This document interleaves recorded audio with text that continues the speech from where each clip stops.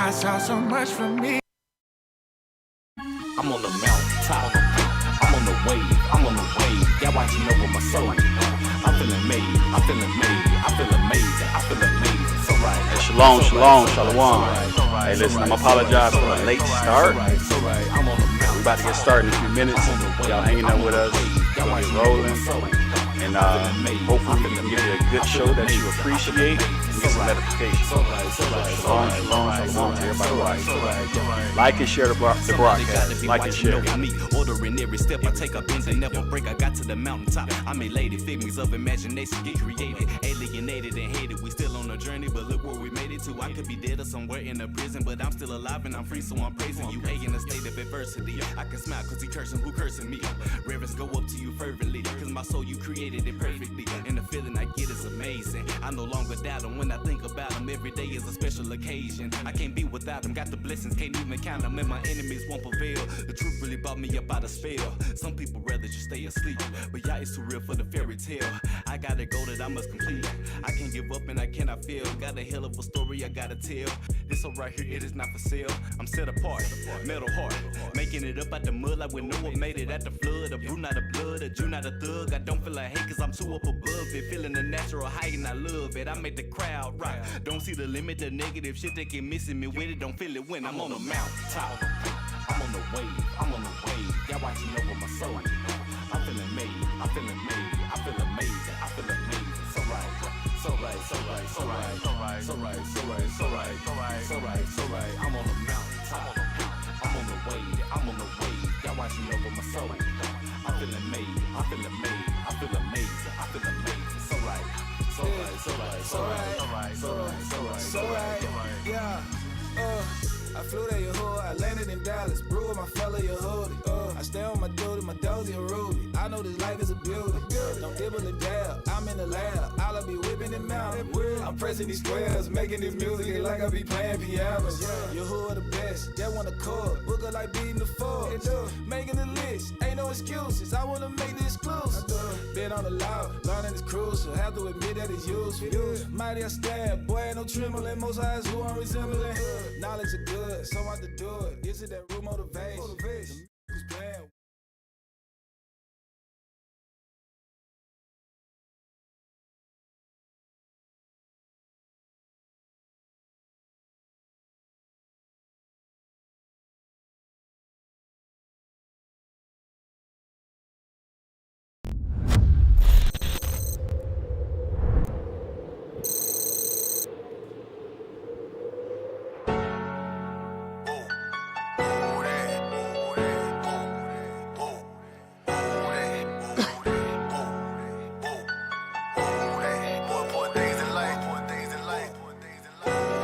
Look, Karatas, I'm known to kill a beat. You alive, you ain't feeling me. The way my people out chill, still asleep. I need 100 legs like I'm a centipede. Believe me, I got the recipe for you to save your soul and really rest in peace. The tribe of Judah is my pedigree. I give you more of him and give you less of me. So you more concerned with smoking pounds of purple and having muddy cups of that folk. You can have all the lust in this world, but for me, I'ma fall in love with that law. Cause time is shout like the legs on the midget. You all about the green like the head on the lizard. See, Martin had a dream, but your shy gon' deliver. And he done rule the world, but the crown they gon' give up. I say I don't play that, he say, she say, who say, blase, blase. You can miss me with that gossip, you sound like a busybody. I say, I'm just trying to edify the body. I say, you can't walk this walk alone, get with a body, yeah. Shawty saying that she modest, but the Bible saying that she hottie. She got her hair wrapped and got her nails done, but you still exposing your body, stop it. The Bible is living proof, but some people just hate the truth. They hate it on Christ too, so they really gon' hate you. I'm saying though, why you trapping out the band though? You don't see how they killing us, but you only worried about bands though. What you gon' get some Versace? What you gon' get you a Lambo? What you gon' do when you dead and torment? You gon' see how far them bands go. Yeah, you gon' see how far them bands go. Yeah, yeah. Bands go, bands go. Woe to you and your judgment. And woe just simply means destruction. Whoa.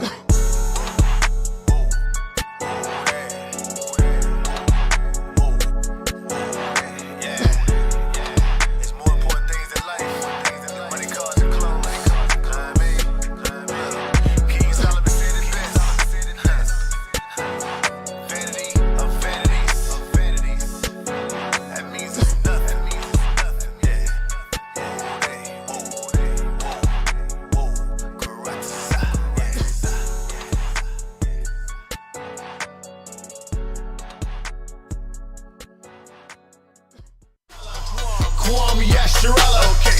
All praises to the Most High. We finna rise from the bottom. See, we been called this and been called that. Been spit on, but didn't fall back. Now y'all talk about reparations and emancipation. You can save all that. Cause you finna fall down. And we about to rise up. You better be scared, you better off dead. Cause you done been roused up. The lion is here. Your shine is in here. We been asleep for a while. But Zion is here. We back. We ain't never gon' relapse. Precept upon precept. We taking our book back. Judah, Benjamin, Levi, Simeon, Asher, Naphtali, and Gad, Zebulun, Issachar, Reuben, Manasseh, Ephraim. I know that's making them mad. Cause see, they don't think that we gon' grow.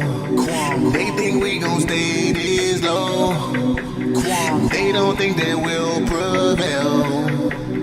Taking us through all this hell.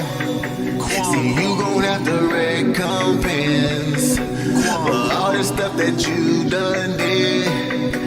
See, they don't think that we gon' grow, but they don't know that we gon'.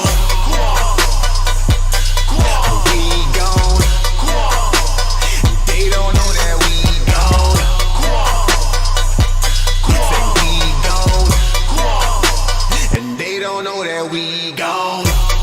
Judah, Karatazahi is my shooter. I will not worship the beast, I will not worship the image. I don't do Buddha. I'm in the book reading Romans, no noodles. Casting down imaginations, no voodoo. I got away from the lies, you still asleep. I don't do nothing that you do. Wake up my people, let's rise. It's been over time, let's look to the sky. I'm so ride or die. When it comes to Christ, it's heavy inside. This feeling is real, the spiritual realm. This world is condemned, I feel it for them. They practicing sin, they about to meet him. You'll probably catch me in a snow white garment, repping to the gang with some fringes on. Then I beat the block with a Bible cock with some semi-automatic scriptures shown. Trumpets blow, Yeshaya appear, they go to go.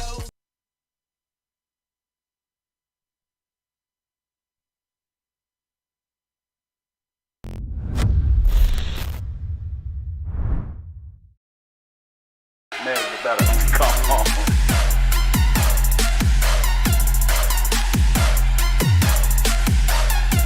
More questions also. If you're still watching,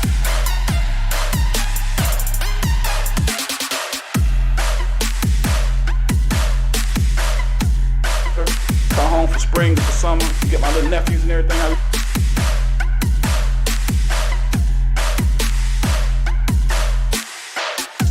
Back then, you had people who would take us to.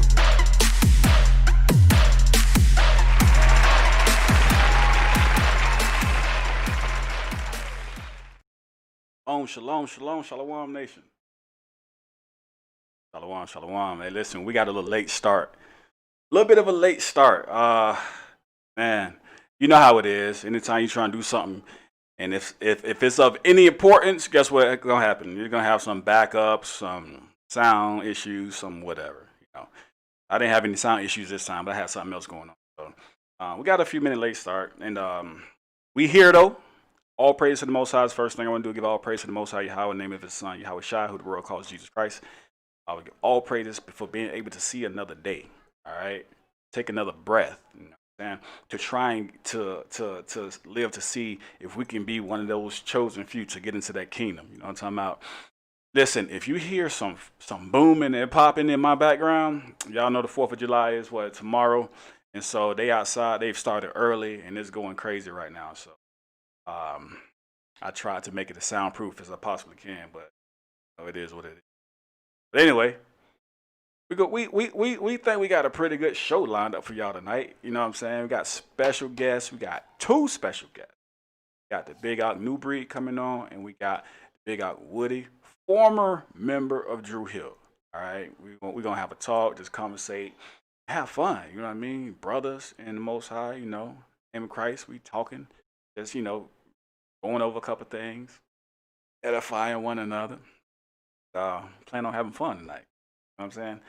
So listen. If y'all can hear me pretty good in the comment section, please put a 1 in the comment section.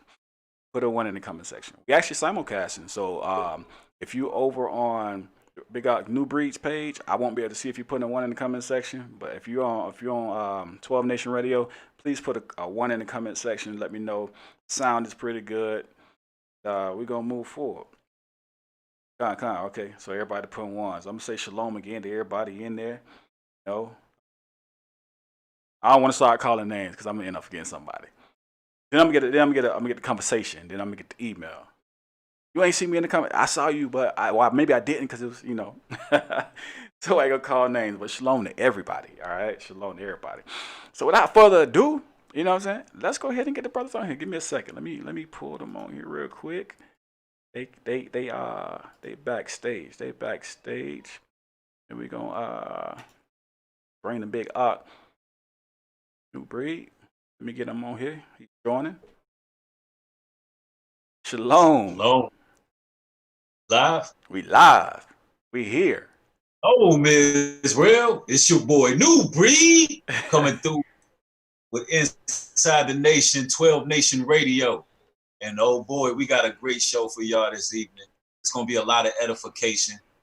We bringing on Brother Woody from I didn't see what you were telling everybody, but I'm just excited about everything. It's always an honor coming on your show. Con. It's always an honor.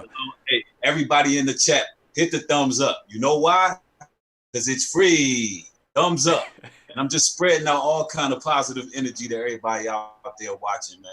I'm looking forward to really getting this edification from the brother, because Brother Woody, strong brother. He came from similar backgrounds, I would say myself. We both came from similar backgrounds, and the brother definitely is like family to me, and he's full of knowledge, man. Con. All praises. Yeah. All praises. Always an honor to have the brother New Breed on. Sister Rhoda said, really? LOL. Oh, my bad, sis. All right, so I'm finna get the brother Woody on here, and let's conversate. Let's talk. Let's get him on real quick. All right. Brother Woody is joining the platform. Let's see. Shalom, you there? Shalom, yep. There we go. All right. So we've given you the introduction, you and the Big Ock New Breed. Again, it's a pleasure to have these brothers come through, bless the platform. You know what I'm saying? Just have a good show, have a good dialogue, edify the people, and just have a conversation as brothers. You know what I'm saying? Sir. Brothers in Christ. You know what I'm saying? All praise. Yes, all praise. So I'm gonna get a flow to the Big Ock Woody and let him go ahead and talk to y'all for a second, and we'll start talking. Hey, I just want to say shalom to everybody, and it's just a blessing to be here. Like any other interview that I've done, not any of it, but a lot of other interviews I've done, it was just felt like work. But here, I just feel like I'm blessed to be amongst like-minded brothers, and I'm just really happy. I mean, I watch y'all, and it's funny, probably sound funny to hear coming from me, but I'm a fan of y'all work. So it's to actually be right on here with y'all and actually kicking it about the Most High. This is the highlight of my week for real. Con. And that's the powerful part, because, brothers, just brothers. The real celebrity is the Most High. It's the big man, you know what I'm saying? The Most High, you know what I'm saying? Because, hey, he does all things, you know what I'm saying? So, again, all praise to the Most High who brought us brothers together, you know what I'm saying? Right. You know what I'm saying? And, hey, New Breed, right. This is what I'm going to do, you know what I'm saying? We want to talk to the brother Woody, because, the brother has experiences that we don't have, and probably vice versa. But we want to talk as brothers and get to know each other, and allow y'all, to get to know us, and we get to know each other and have a good show. But what I'm gonna do, out of respect for the Big Ock New Breed, because he introduced everybody, so therefore I'm gonna let Big Ock start the show off and start talking, and I'm gonna kind of fall back to the background. You know what I'm saying? So New Breed, Big Ock, is on you. Hey man, I just want to say first and foremost, again, brothers, I'm honored to be among like-minded individuals, man, in general, and everybody who supports our work. Brother Woody, you as well, Brother Abaya, and your station, and what I do on my channel. I just want everybody to know that, the like-minded are coming together right now. This is serious times we live in. Most High has really directed our paths towards one another. And this is a special moment, because it doesn't matter what walk of life you are, what stature you are. Like the Ox said, the Most High is the biggest star of all of this. He's orchestrating everything. I like to say that the Most High is the biggest puppet master. We talk about the so-called powers that be, but they're not powers that be at all. The real powers that be is the powers of the air, Most High God. He controls everything. Every single walk that we have and every journey that we have in our lives is directing our paths exactly what we need to be, as long as we're turning towards Him. And ultimately, He's looking at us from the inside out. But I wanted to definitely, there's a lot of questions that I want to ask the brother this evening, because I know that it's going to be edifying. It's going to transcend. It's going to transcend an industry, and it's going to transcend what we talk about on the Hebraic level. Quote unquote YouTubers and social media personalities. It's going to cross all demographics, because if you look at the times we living in right now, the awakening is massive, ladies and gentlemen. And it seems like they're trying to get a lid on it, but they can't, because it's the Most High God. They can't get the control they would like over it. And it seems like the control mechanism that's put in place is put in place the higher you get in success. There's always a ceiling you can reach before you have to make a life decision, a critical decision to what side that you're going to choose.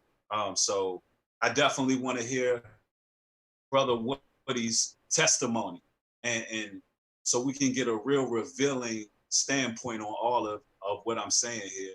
And I just like to say all praises to the Most High. There's some questions I wanted to ask the Brother Woody, but I'll turn it over to you first, Abaya, let you ask questions. All right, con. All right. So, this is the question I've been waiting to ask like all week. They got Woody. What do you think about all of the other brothers that's in the industry right now? You got Ice Cube, T.I., we seen the sister Fantasia. And it seems like the list is just going on and on. And I believe if he was kind of leaning that way. I forget his name. DC Fly. Is his name DC Fly? Young DC Fly, the comedian. Him as well. DC like Young Fly. DC Young Fly. I just messed the name up. Like all these brothers right now, they starting to wake up and they starting to realize, wait a minute, hold on, wait. Something ain't right. We've been lied to. Something ain't adding up. 2 + 2 ain't coming to 4 right now. You know what I'm saying? And it's not adding up properly. Wait a minute. We just might be them people. We might be them people of the book, and it's starting to make more sense that way. What do you think about these brothers starting to come into that knowledge? I think it's beautiful. And I think it's even more beautiful that they actually speaking on it, because like a lot of people know, but the head brothers actually like using their public platforms and using those big voices that they have to let it be known to everybody. So then they don't think people like Lil Woodrow is so crazy no more, you know? Right, right. And I've been saying this is like, oh wait, everybody look at me like, oh, okay. But then when they hear these guys who's current celebrities who really still out there in the field, hear them saying it, then people hit me up like, yo, what's that you was talking about, yo? What's that you had said? Now they all is. So I think that's a beautiful thing for real. Like, and it seemed like on the daily you're seeing somebody else. You know what I mean? I know when Cube started posting things on his Twitter, people started saying that ain't Ice Cube, you know, and so he responded. Yeah, they said he was hacked. Yeah, they said he was hacked, and he was like, "Nah, this Cube." And he wasn't telling people, "Nah, this me." You know, y'all got to answer some questions. And you're right. That's a beautiful thing, because a lot of us are starting to wake up, and that's really the most important thing, because we're looking at biblical prophecy fulfillment. You know what I'm saying? We them Ezekiel brothers, we them dry bones coming together. We finna start merging and coming together like one nation, like we supposed to. And we coming together high and low, and that's the thing. That's real beautiful. Definitely. One of the brothers from Jagged Edge, man, I look at somebody sent me a post from his page, and like he's on fire. Like every Sabbath, he hit him with the Shabbat Shalom. He got the garments, like even in their new their album cover pictures and stuff. Like he got his fringes on. He got his beard. My beard don't grow. That's why I'm growing what I can. I got this. He got the full beard grown out. Got the fringes and everything. I'm like, wow, that's awesome to see. Hey, listen, don't feel too bad. Listen, I even get hit in the comment section. Somebody they talk about my beard too, so I grow what little bit I can. I let it come in. Exactly. You know what I mean? No, the picture that I had sent you, I used to take an eyebrow pencil and I used to draw it on. But then what happened is when I would meet people in person, and it'd be like a lady, and I'd try to give her a hug, and I try to give her like a little church hug. She's like, "Boy, you better hug me for real," and grab me to her. And I just step back and look like in horror, because my beard be all over her clothes. So I ain't gonna fake the funk no more. What you see is what you get, man. Right. I would know. You know what he gave me? I'm doing the best I can with it. Our phrase on the best of your ability. Looking at it like, what's wrong Yes, with you, indeed. man? My beard on your shirt. I'm sorry. You know what Right, I'm saying? right. Oh, praise. Yeah, definitely, definitely. Speaking of the brother from Jagged Edge, he actually did a song with a brother, one of my brothers in the camp, Sakari, Deacon Hakar. They actually Ah, got a song together. Yeah, yeah, I heard that he did it. I heard one of the joints he did. It's hot too. yeah, yeah. I like it. Yeah, Mm-hmm. yeah, brothers are talented, definitely talented. I'm gonna ask you one more question, then I'm gonna let New Breed come back in. Um, Yeah. I heard one of your interviews. I was listening to it, and you stated that um, you realized the responsibilities that came with your talent. Do you think the Most High placed you in a position that you're in right now and gave you the responsibility to reach those on a higher and bigger platform? Like, do you think you're responsible to reach those levels where, let's say, Inside the Nation can't reach to right now? You know, do you feel that it's your responsibility, and do you go out and make that like a goal for the Most High?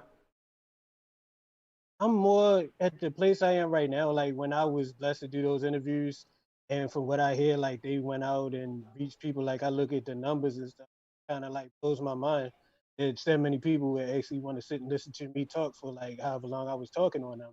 I feel like they actually are doing work. They are going out like reaching. Me personally, I'm on my social media or whatever, and I'm always able, open. What they say, always at the team, always ready to answer questions for anybody who might ask me. I don't really like put myself out there, but I'm here. Have some.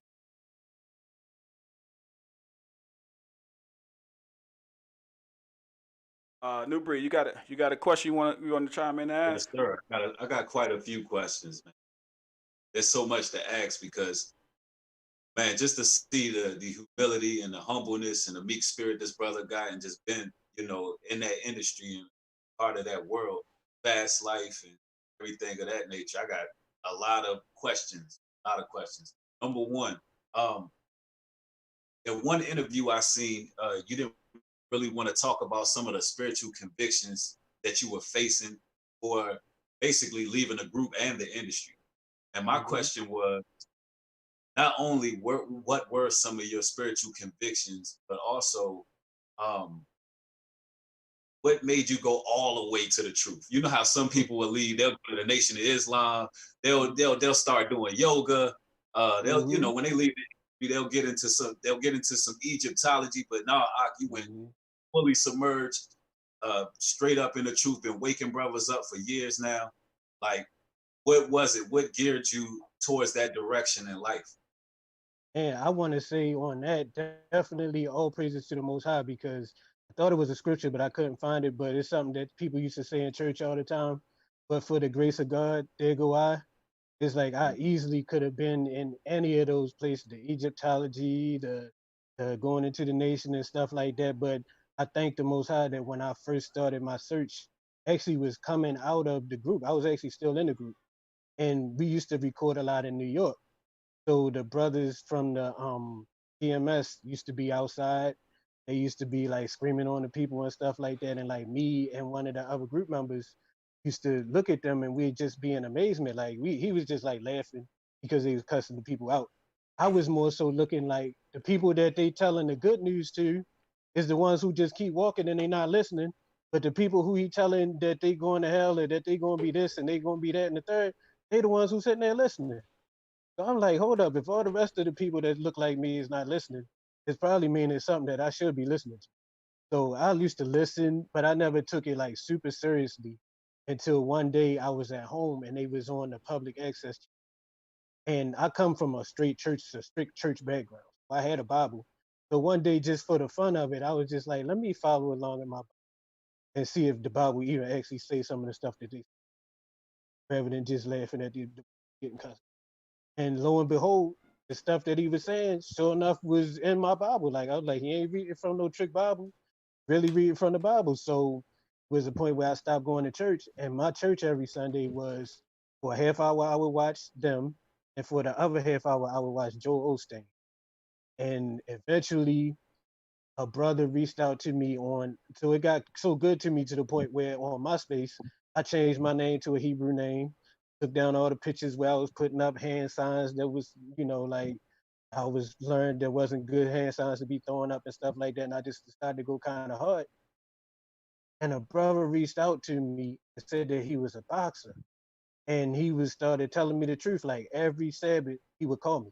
He's like, "It's okay if I call you." I would say, "Okay, we exchange numbers online or whatever." And he would just read me, took me through the scriptures, started me out with Deuteronomy 28 and 68, so I, my identity. Then he just started telling me like different proverbs and different teachings and stuff like that. Every week he would do it until finally, I guess he figured that I was at the point where I could start studying on my own or whatever. He just disappeared as quickly as he came onto my page. He just disappeared in the thin air. I just thank the Most High for whoever that was that he sent my way to get me started on the right track. That was in 2008. So how many years from that to now, still learning to the best of my ability, and he's still sending me good teachers. Y'all two brothers on here, good guys, is helping me. All praises, God. All praises. Hey, Doc, I wanted to ask you about the dragon, man, because Mm-hmm. often speak about the symbology that goes on in the industry and the different idols that's put up and the different symbols that's put up. Mm-hmm. Um, I've heard like several different stories from different group members speaking on the origin of the dragon. I just wanted to hear it from your perspective how it came to be. Without naming anybody's name who Mm-hmm. may or may not have came up with the symbology behind it. Mm-hmm. But how did it come about? Was it forced on you guys, or was it something that you guys came up with? To my knowledge, the first time that we were introduced to the dragon, we did a photo shoot for the first album cover, and it was at a Chinese restaurant. And the dragon just so happened, well, at least to my what I thought, it just so happened to be behind us in the, and that was just it, nothing more to it. So then, fast forward to like a couple of months later, we got to perform for the first time at Showtime at the Apollo, and the label heads were like, "You guys need a logo." And the art director for the project happened to be at the label, and she said, "Well, dragon that was on the wall behind y'all at the restaurant, I pretty much made a composite copy of that thing to keep it from being trademark infringement. I don't remember if it already had an eyeball on it and she took the eyeball off, or if it didn't have an eyeball and she put the eyeball on there. Either one of the ways. That was the way that the dragon was just out of the label saying we needed a logo."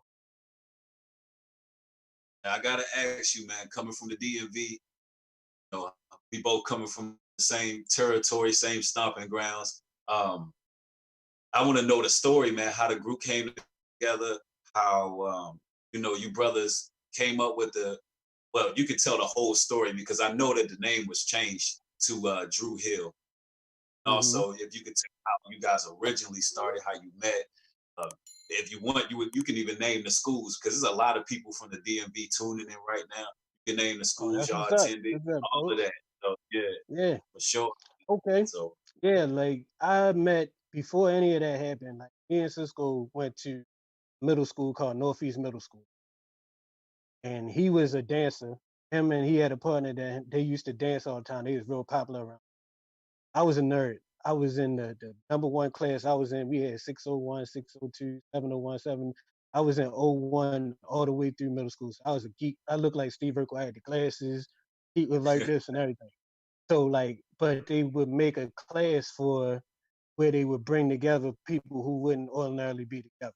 So they brought my class with Cisco's class, and I had a folder where I used to draw. And he was an artist as well, so I think we just struck up a conversation because I had like a portrait of myself on folder that I used to keep all my raps and stuff in. And we just used to go back and forth. He'd show me drawings that he made, and I'd show him drawings that I made, and I'd let him read some of my raps and stuff like that.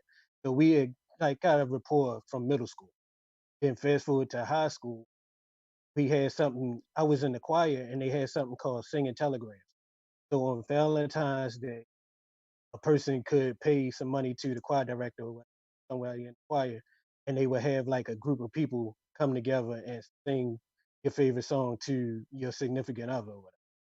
So we did that, and I kind of sort of like went from being a nerd. I was still a nerd, but I kind of got a name for myself. Okay, he can sing. That boy know how to sing. And I liked that way how that felt. So I just went and got some other guys who was like just cool guys. Wasn't necessarily really singers, just guys that like girls liked them and he was cool or whatever. They was cool with me just because of my little newfound thing that people know I could sing. So after school every day, like me and these guys would get together and start singing. So one day Cisco, I went to City, Baltimore City College, Oh, City. He went to Mervo, which was around the corner. And he had a woodshop class, which basically something that they were doing in a woodshop class made him had to come over to City. So me and the guys was standing in the cafeteria, which is what we would do at the school because they had our cafeteria is like outside courtyard. It had like great acoustics. We'd stand outside in the courtyard and harmonize. So he just came through and heard us harmonizing. And I saw him, we caught eyes with one another. We like, oh, yo, what's up? You know, and then we remembered each other from middle school. So he was like, you mind if I put a little note in this harmony with y'all? So he put a note in there and it was like nothing like we were singing it like how the record, we singing boys. We were singing like the harmonies that they was doing, like the harmonies. He put a different note in there. I'm like, yo, what in the world is that? And like once he did that, I was like, yo, you gotta start coming back often. And what ended up happening, I don't even know if he passed the class because every day at the school, after a while, females started catching wind that we was down there singing and stuff. Every day was screaming girls and everything. Like something. That's how he started singing. So then later on, Nokia and a guy named Bravette, who joined up with us too, he was in the choir and he was like a popular guy. He bought Note and he started singing. And then just the shortened version, Note transferred schools after like 10th grade and he went to a school called Douglas, which was a performing arts school. And that's where jazz came. They found jazz at that performing arts school. Like he sung at a talent show. And by that time, my mom had taken me out of the group, even though like it was my little brainchild from the beginning. My mother took me out because she found out about we wasn't singing church music. Because like after school, I was staying at the school supposed to be going to coach class because I was failing like math. And I never went to coach class. I would always be down in the basement singing with them. So one day she walked in, we singing New Edition, Earth Angel. I'm singing the Ralph Tresvant part. I'm singing Would You Be Mine? And a girl was straight up like in my face, like, I'll be yours. And showing up right after that, I just felt a yank.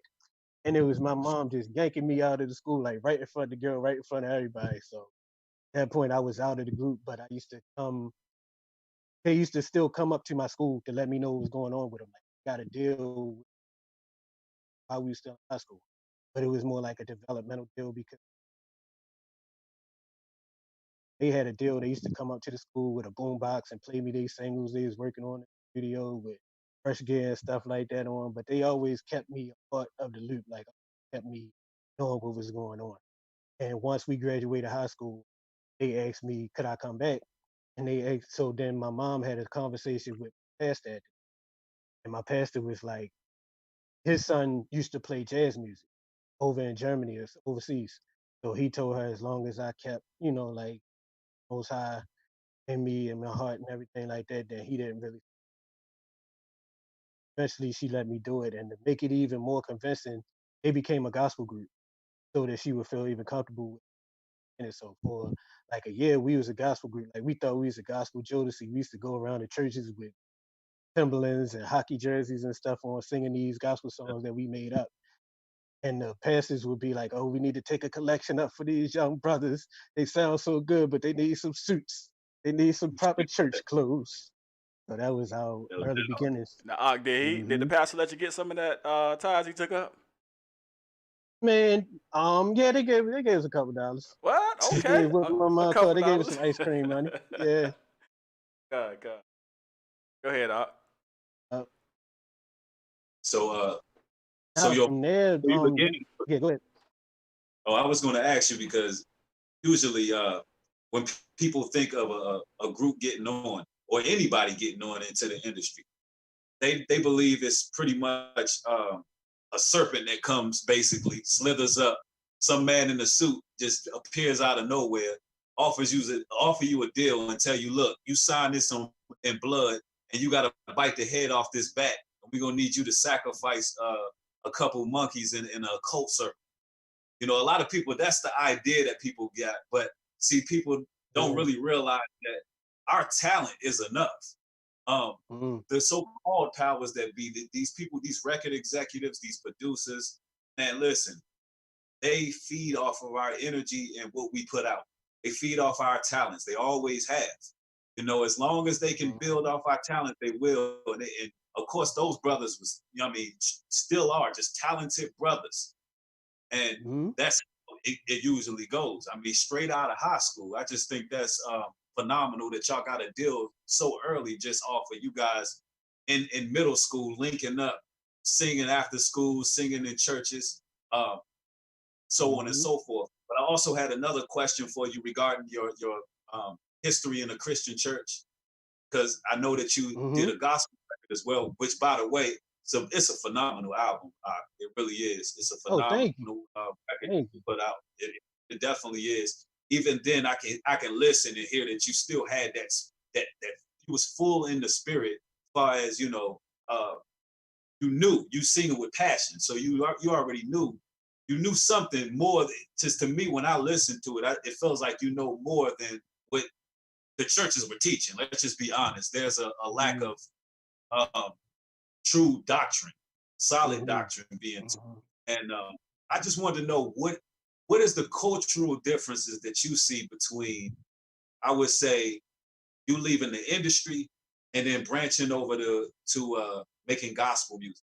Like far as like cultural differences, um, you know, things of that nature, and also comparing it to the Hebraic faith and being an artist in the Hebraic faith as well. Mhm. I would say that it was definitely a culture shock. It was nothing like what I thought it was going to be. Like I thought that it was going to be me leaving, like the secular industry and then coming over with hanging out with a whole bunch of people with, for lack of better words, with like halos on their head. But it was like just as wild, or I would say it was wilder than the R&B side, because like at least on the R&B and hip hop side, everybody pretty much tell you who they are. And some people even exaggerate who they are. You got people who like choir boys, but they'll sit there and make these songs talking about all the girls they get and all the drugs they move and stuff like that. But then when you meet them, they like really like cool guys for real. I tell you how much he gonna smack your face off and stuff like that. But he really be a cool dude. You sit back and kick it with him, y'all end up being cool for real. Listening to R&B tunes together. But on the gospel side, it was like more people who do a lot of crying and stuff when they on the stage or in the front of everybody. But then when the show over, when the concert over, it's a weed room, it's this room, the boom boom room, and all types of boom booms been boom boom and be going on that you wouldn't expect to see. So it shocked to me. And I really had my head on, like you said, I had a real passion. Didn't really know a lot. What my uncle used to say, and it's in the Bible too, I had a zeal, but not according to knowledge. So like my whole thing was that I was going to do the right thing. Just have like tunnel vision, like when the horse got the blinders on. I don't even see that girl over there with a whole butt out and with a whole chest out and stuff like that. Like I'm not even looking for it. Look at this way. And it came to the point where like I actually had instances where I thought I was on punk. Remember that show used to come on with Ashton Yeah, Kutcher called Punk? Like right. Yeah, I tell you one, I met this one young lady. I was in either Chicago or Detroit. Some cities remind and I can't remember exactly which one it was, but it was like this gospel thing that we did, and it was a photo shoot with a bunch of new, supposed to be up and coming gospel artists. So one young lady was like that she liked how I was dressing or whatever. I was like, thank you. I took it as a compliment. I was, still love the ladies, so I'm smiling and grinning or whatever.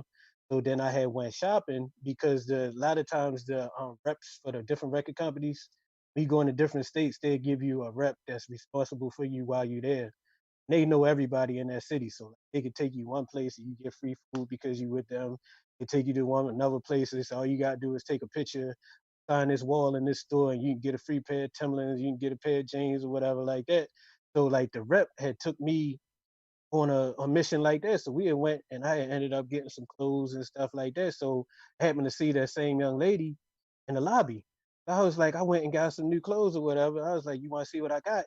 And she's like, sure. So I was like, come on upstairs, like to the room. Not thinking nothing, thinking I'm gonna show her the clothes. We might top it up. I had a nice room with couches and stuff in there, like more than just a bed. It wasn't like you just walk in and say, oh, you know what time it is. It wasn't on that type of time. I really invited her up just to chill.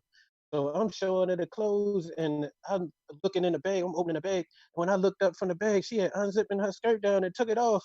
And I'm like, whoa, like even though like I'm not gonna lie, it looked very nice, but at the same time, I was like, man, I just left from one of the biggest biggest R&B groups at the time. So I'm like, man, there's probably some cameras in my room, and they probably gonna have me. I said they probably waiting for the opportunity. Like that man was. He left that group. He just wanted some publicity. He just wanted some eyes on him. He had ulterior motives. He wanted to serious. So it was to the point where I was like, can you please put your stuff? I ain't, didn't mean I wasn't no disrespect or nothing. I was scared to partake.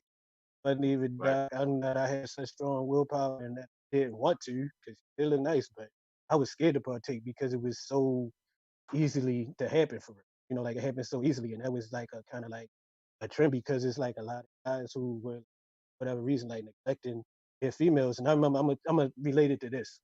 One time we went to Seattle, Washington back in the 90s. And they told us when we got there, they was like, black guys here, not deal with the black females.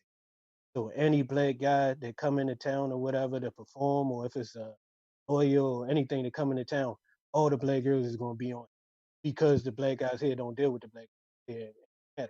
So it was kind of the same way when I went to the gospel music convention.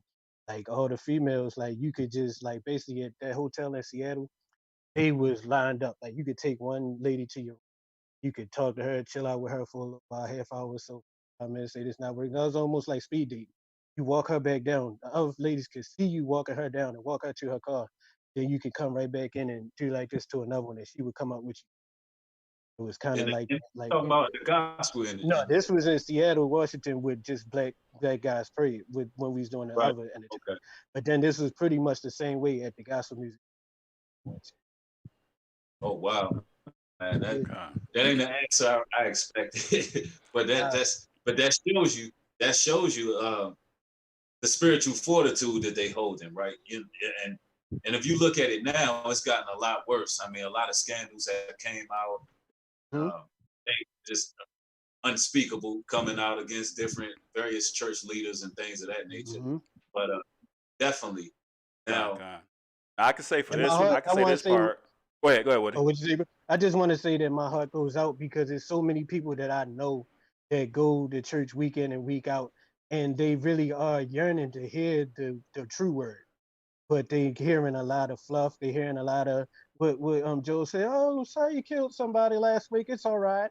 The truth of the matter, and the only important thing is that you're here today.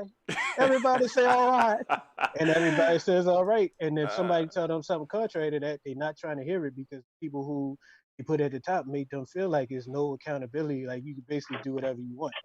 And my heart goes out to the people who really are, in all sincerity, trying to do right, but they're not hearing the right words. I just pray that the Most High would let the right words come to them and pass over their ears so they can at least be able to make an informed decision to do right or to do wrong.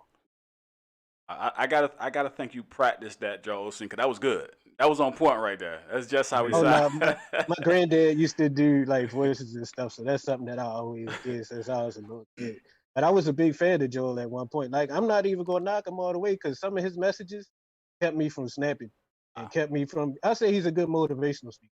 He ain't gonna teach you the Bible. He ain't gonna teach you the way to the Heavenly Father. He ain't gonna teach you how to walk this walk that we walk it. But as far as just like not snapping and not turning somebody's head off their shoulders, he could probably talk somebody off a bridge or they. I give him that. Yeah, I'm definitely with you on that motivational speaking, and I can testify to the gospel industry, the music, and the things that goes in like that happens in the background. I think I told this story a couple times on Inside Nation, but I actually used to have a record label, and I had artists I managed, and we did music, and it wasn't quite gospel, but it wasn't quite secular. It was just music, it wasn't. We didn't label it because we wanted to be able to reach both sides. And we dealt with, won't say their names, but we dealt with some names in the industry. A few of them actually went to a church like right down the road, so we were able to link up. And when I say I definitely know what you're saying is true. I don't know if y'all hear them fireworks that sound like shotguns outside. Oh yeah, we got them over here too. it's going in right now.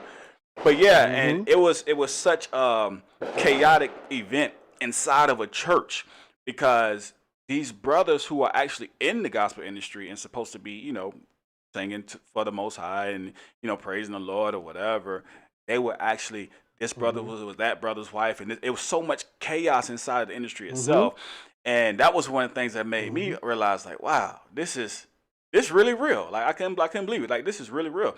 And this is some names that, y'all done bought their albums and listened to them before, So, and this is what was going on. So I definitely can say, yeah, I'm aware of what you're saying. Hey, can I say one more thing on that subject? Because you just made me think about something. The reason that I actually started working a 9-to-5 job, because before that I used to just do like shows or do features on records and stuff like that for people, or vocal production and stuff like that. I did one concert, and it was supposed to be what it was told to me was that it was called a gospel white party. So like everybody dressed up in white or whatever, and then we was gonna have a gospel event. So the first thing that kind of struck me funny, this is when I first started coming into the truth. So like the guy who recommended me to do the show told the guy who was the promoter of the show to follow me on MySpace. So when he followed me, he asked me to come and do some promotion on the radio station. And he said, when we got to the radio station, he said, can you do me a favor? He said, can you please not talk about none of that stuff which you put on your wall on MySpace? So I was like, all right, it's just show you pay me or whatever. So I just come here and talk regular church talk or whatever. So I say, okay. So then the day of the show, we get there, and he was like, so then the guy gets on the microphone, it's like, this is not a gospel white party. This is a chance for people who love the Lord to show that we can still come out and have a good time. He was like, who could walk like Beyonce and hear some stilettos? Who could walk like Beyonce? And then he like took the tables away. Like my girlfriend at the time came, and so she's sitting there eating, and then like after the food was served, they moved all the chairs from all the tables, like took every chair out there. So now y'all got to dance.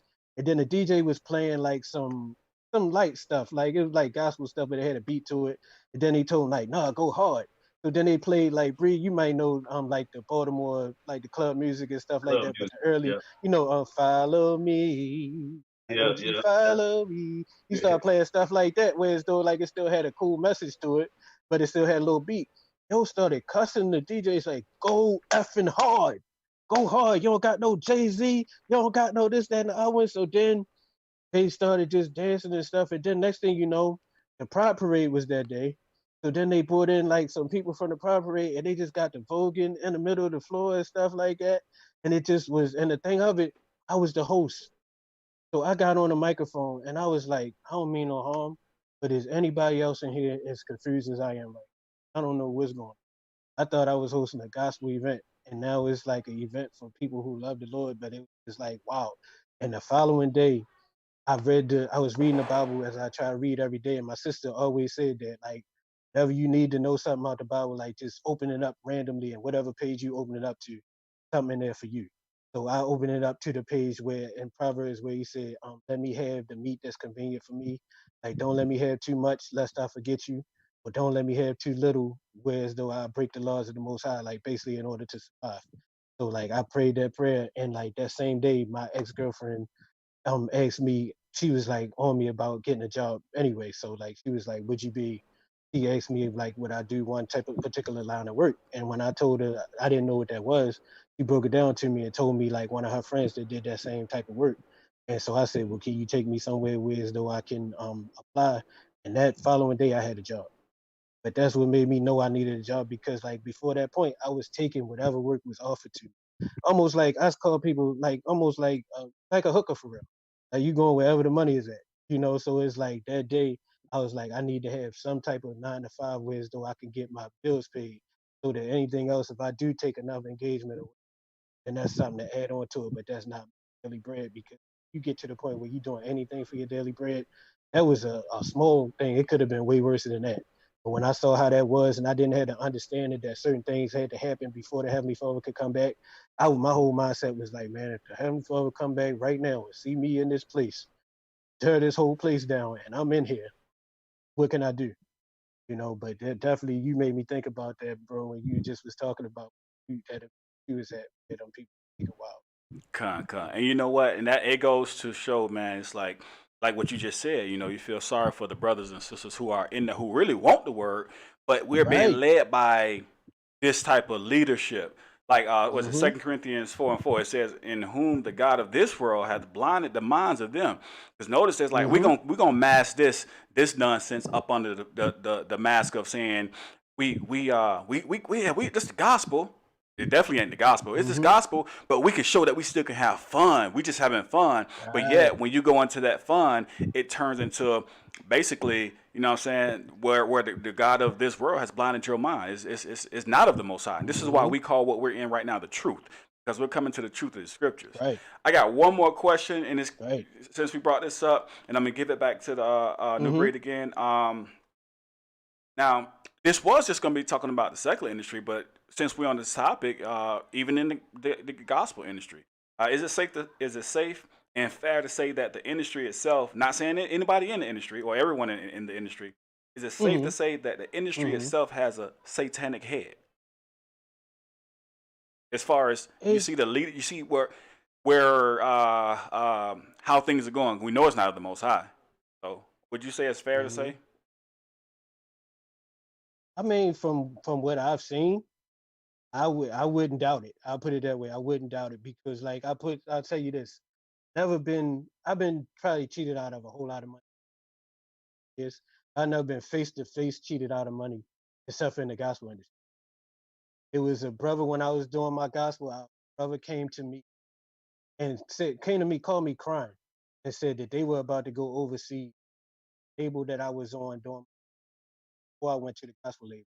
I was still on the same label that I was with. He said they hadn't paid him yet. So I said, this is what I do for you, brother. I'll pay you out of my budget, out of my pocket. And then when you get the money back from the label, you come and holler at me. And I tell you that happened in 2001 and it's 2020 now. That dude still ain't hollered at me. And he done put out records with his group that he was in back in that day. He done put out solo records. He done stood next to the biggest stars in gospel music and all that. And he still ain't hollered at me at all. So it's God. like the things that I seen happen to me, like certain things that I saw happen, never saw it. And not to say that they happen. I saw some things, and there's nobody holding these people accountable for these things that I saw happen. So something is not right. Okay. Something is definitely not right. You know? That's sad to say that those who are claiming to be, serving them and following the Most High, that we see more in that arena than we actually see in the world. I guess that's why Scripture say the judgment gonna start with the house of the Most High first, because you're gonna be Yeah, accountable.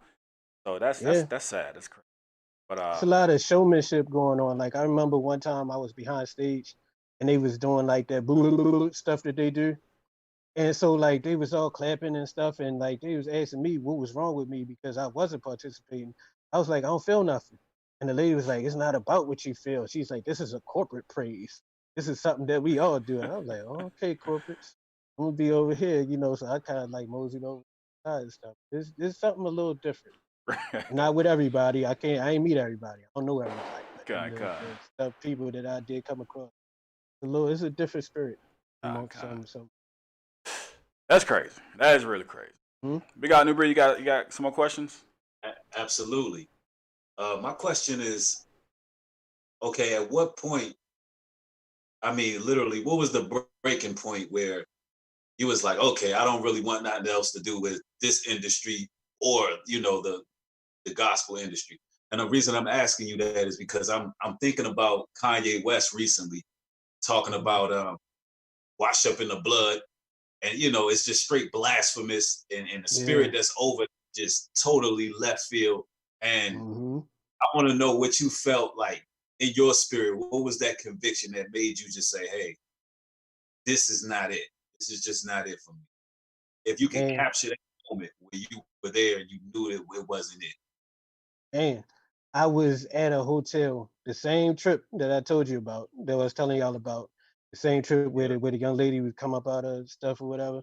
So it was like a guy, and the same guy I told you that had all the connections where you get the free food and get all that stuff. And he was just like, I think you should just come to my house. He said, oh yeah, I love my house and all this stuff, and just kept pushing his house all day. And like I'm a cool guy, whatever. But I mean, I just something about the way that he was pitching his house and the twinkle that was in his eyes, something like that, just kind of like ain't give me a good feeling for it, you know. So I Right. was just like, man, with all due respect, So it gets getting later and later all through the day. He just kept mentioning, tell me all the stuff he had at his house and see something outside. Oh, you like that? Yeah, love my house. We got that in there. So then, like finally, when it came time for them to drop us off for the night, it was me and a homie that used to travel with me from Baltimore. And I was just like, look, man, with all due respect, I'm very happy with the hotel accommodation. I said, I don't think there's no need for me to come past the house or nothing like that. And the next morning, when it was time to go back, get on the plane to go back, he never showed up take me back to the airport or whatever. So it's like at Wow. that point I was stranded. I had to find my way. This before Ubers and stuff. So my cab was like nice little price for real to get from the hotel to the airport. So I was just like, dang, yo, that was crazy. So then I was under contract to go back and do it again anyway. So it's like when I came back, I was like, man, like I said, I was like, at least I feel like I know where people coming from on it. Like I know what angle they coming from instead of getting blindsided. So then during the we put out one project, then it was time to put out another one or whatever, later. And like weird stuff just started happening.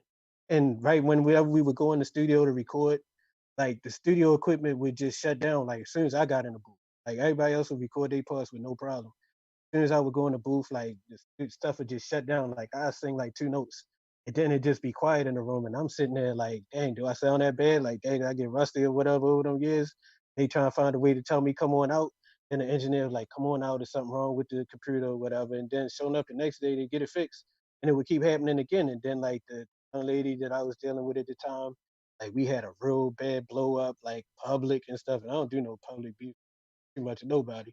But it was like a real bad situation with that. And it just felt like all this stuff was going to be happening because at a funeral for a friend of mine not too long before that, pastor said, he looked me dead in my face. He ain't called my name out. He looked me dead. He said, it's going to be a time where you on stage and the people are screaming, ah. When you go back to your hotel room, you going to be screaming, ah. And sure enough, I started saying that happened. Like more weird stuff started happening. So finally, I spoke to a brother who I was close to he was in a gospel group. They did their own ministry, kind enough to me. And I was like, man, I want to leave. I don't want to be a part of this. I don't want people to be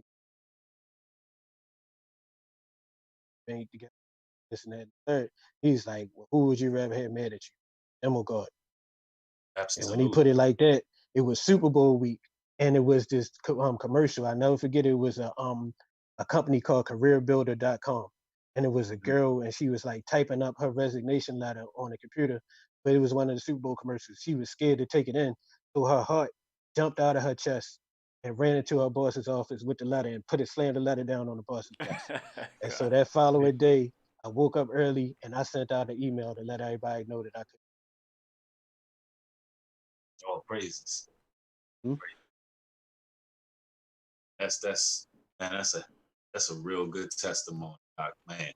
Now I want to talk. I want to rewind a little bit because that's out of the gospel. I want to rewind to I want to rewind to Dru Hill. Mm-hmm. First off, I'm pretty sure you know the meaning of Dru Hill at this Yeah. point, right? I'm pretty sure, which is Druid Hill, pretty much. Yeah, and You got which mountain? what's that? Like which Which mountain? mountain? Because a druid is like a Absolutely. wizard or a male witch. Yeah. Right, absolutely. So Mm-hmm. I mean, that shows that they'll take our talents and try to use it for something perverse. Even if you growing Exactly. up in a mainstream Christian background, you doing it from the soul, you doing it from the heart, or even Mm-hmm. if you're doing it for ladies, it doesn't matter. You're R&B Right. singer, you know, it is what it Right. is. But that's normally our motives in junior high school, in Yep. high school. Yep. But my question is now with Dru Hill, at what point was it when you knew that you had to leave Dru Hill? And not to say that, not to point to any names or anybody, but I did see the Mm-hmm. Breakfast Club meeting, and it seemed like they were alluding to the fact. And that's just from my perspective. No, this brother is not Mm-hmm. saying that. I'm speaking solely from my perspective. It looks like they were kind of alluding to the fact that, you know, Woody was the reason why, you know, things wasn't what it was, or, you know, they left, you know, he left first and whatnot, things like that. Just but what was it? What was it in you personally that made you just Mm-hmm. say, hey, time to move on to from Dru Hill to to go sing gospel? And it was a thing where I never seemed that I got any attention from like the record company people like that. Like they already had their mind made who they was gonna put their attention. And it was two different labels that we went through. So it's like even when the camera people when they shoot the videos, they wouldn't put the camera on me and stuff like that. And then we get in live shows. People are very. I've learned that people are creatures of habit. Like if you put in a video and you put on television that this person is the man, then that's the person that all the people is going to gravitate to. You know what I'm saying? And so like I could never get like any looks or anything like that. And like I know people are subjective because even to the point where when I came back that and they had like one particular young lady in the video supposed to be my love interest or whatever. Like after that, every young lady who had a thing for me or whatever would come dressed like or with the hairstyle of the young lady that was in the video because people do what they do.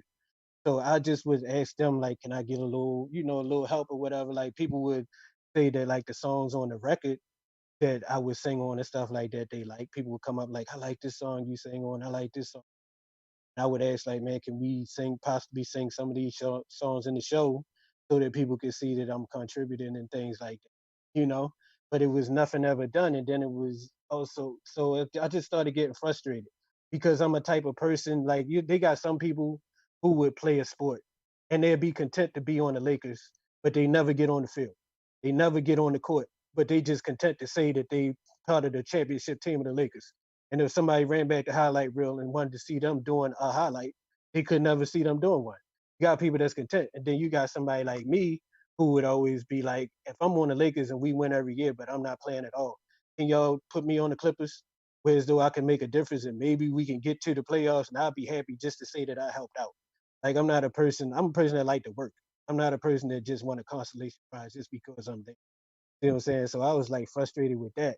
So we were in Amsterdam one night. It just caught up to me so much. It was vexing my spirit so much that I decided to spend the night on the tour bus because we had like bunk beds on the tour bus as well.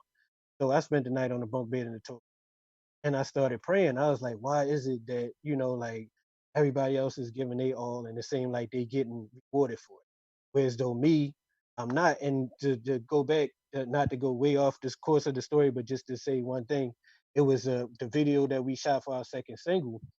Uh, um, One of the guys who was an extra in the video, well, he was like not an extra, he was an important part of the video. He was also from Baltimore. So we was sitting down like at a point where we was eating or something in between things, and he pulled us all up. He said, "Can I ask y'all a question?" And I'm not trying to offend none of y'all, so please nobody offended. But he pointed at me. He said, where did you get them from? Where did they get you from?" And then he started singing this song from Sesame Street. One of these things is not like the others. One of these things just doesn't belong. He's like, you just don't fit with them. And it's like we had a musical fit. Musically, we fit perfectly.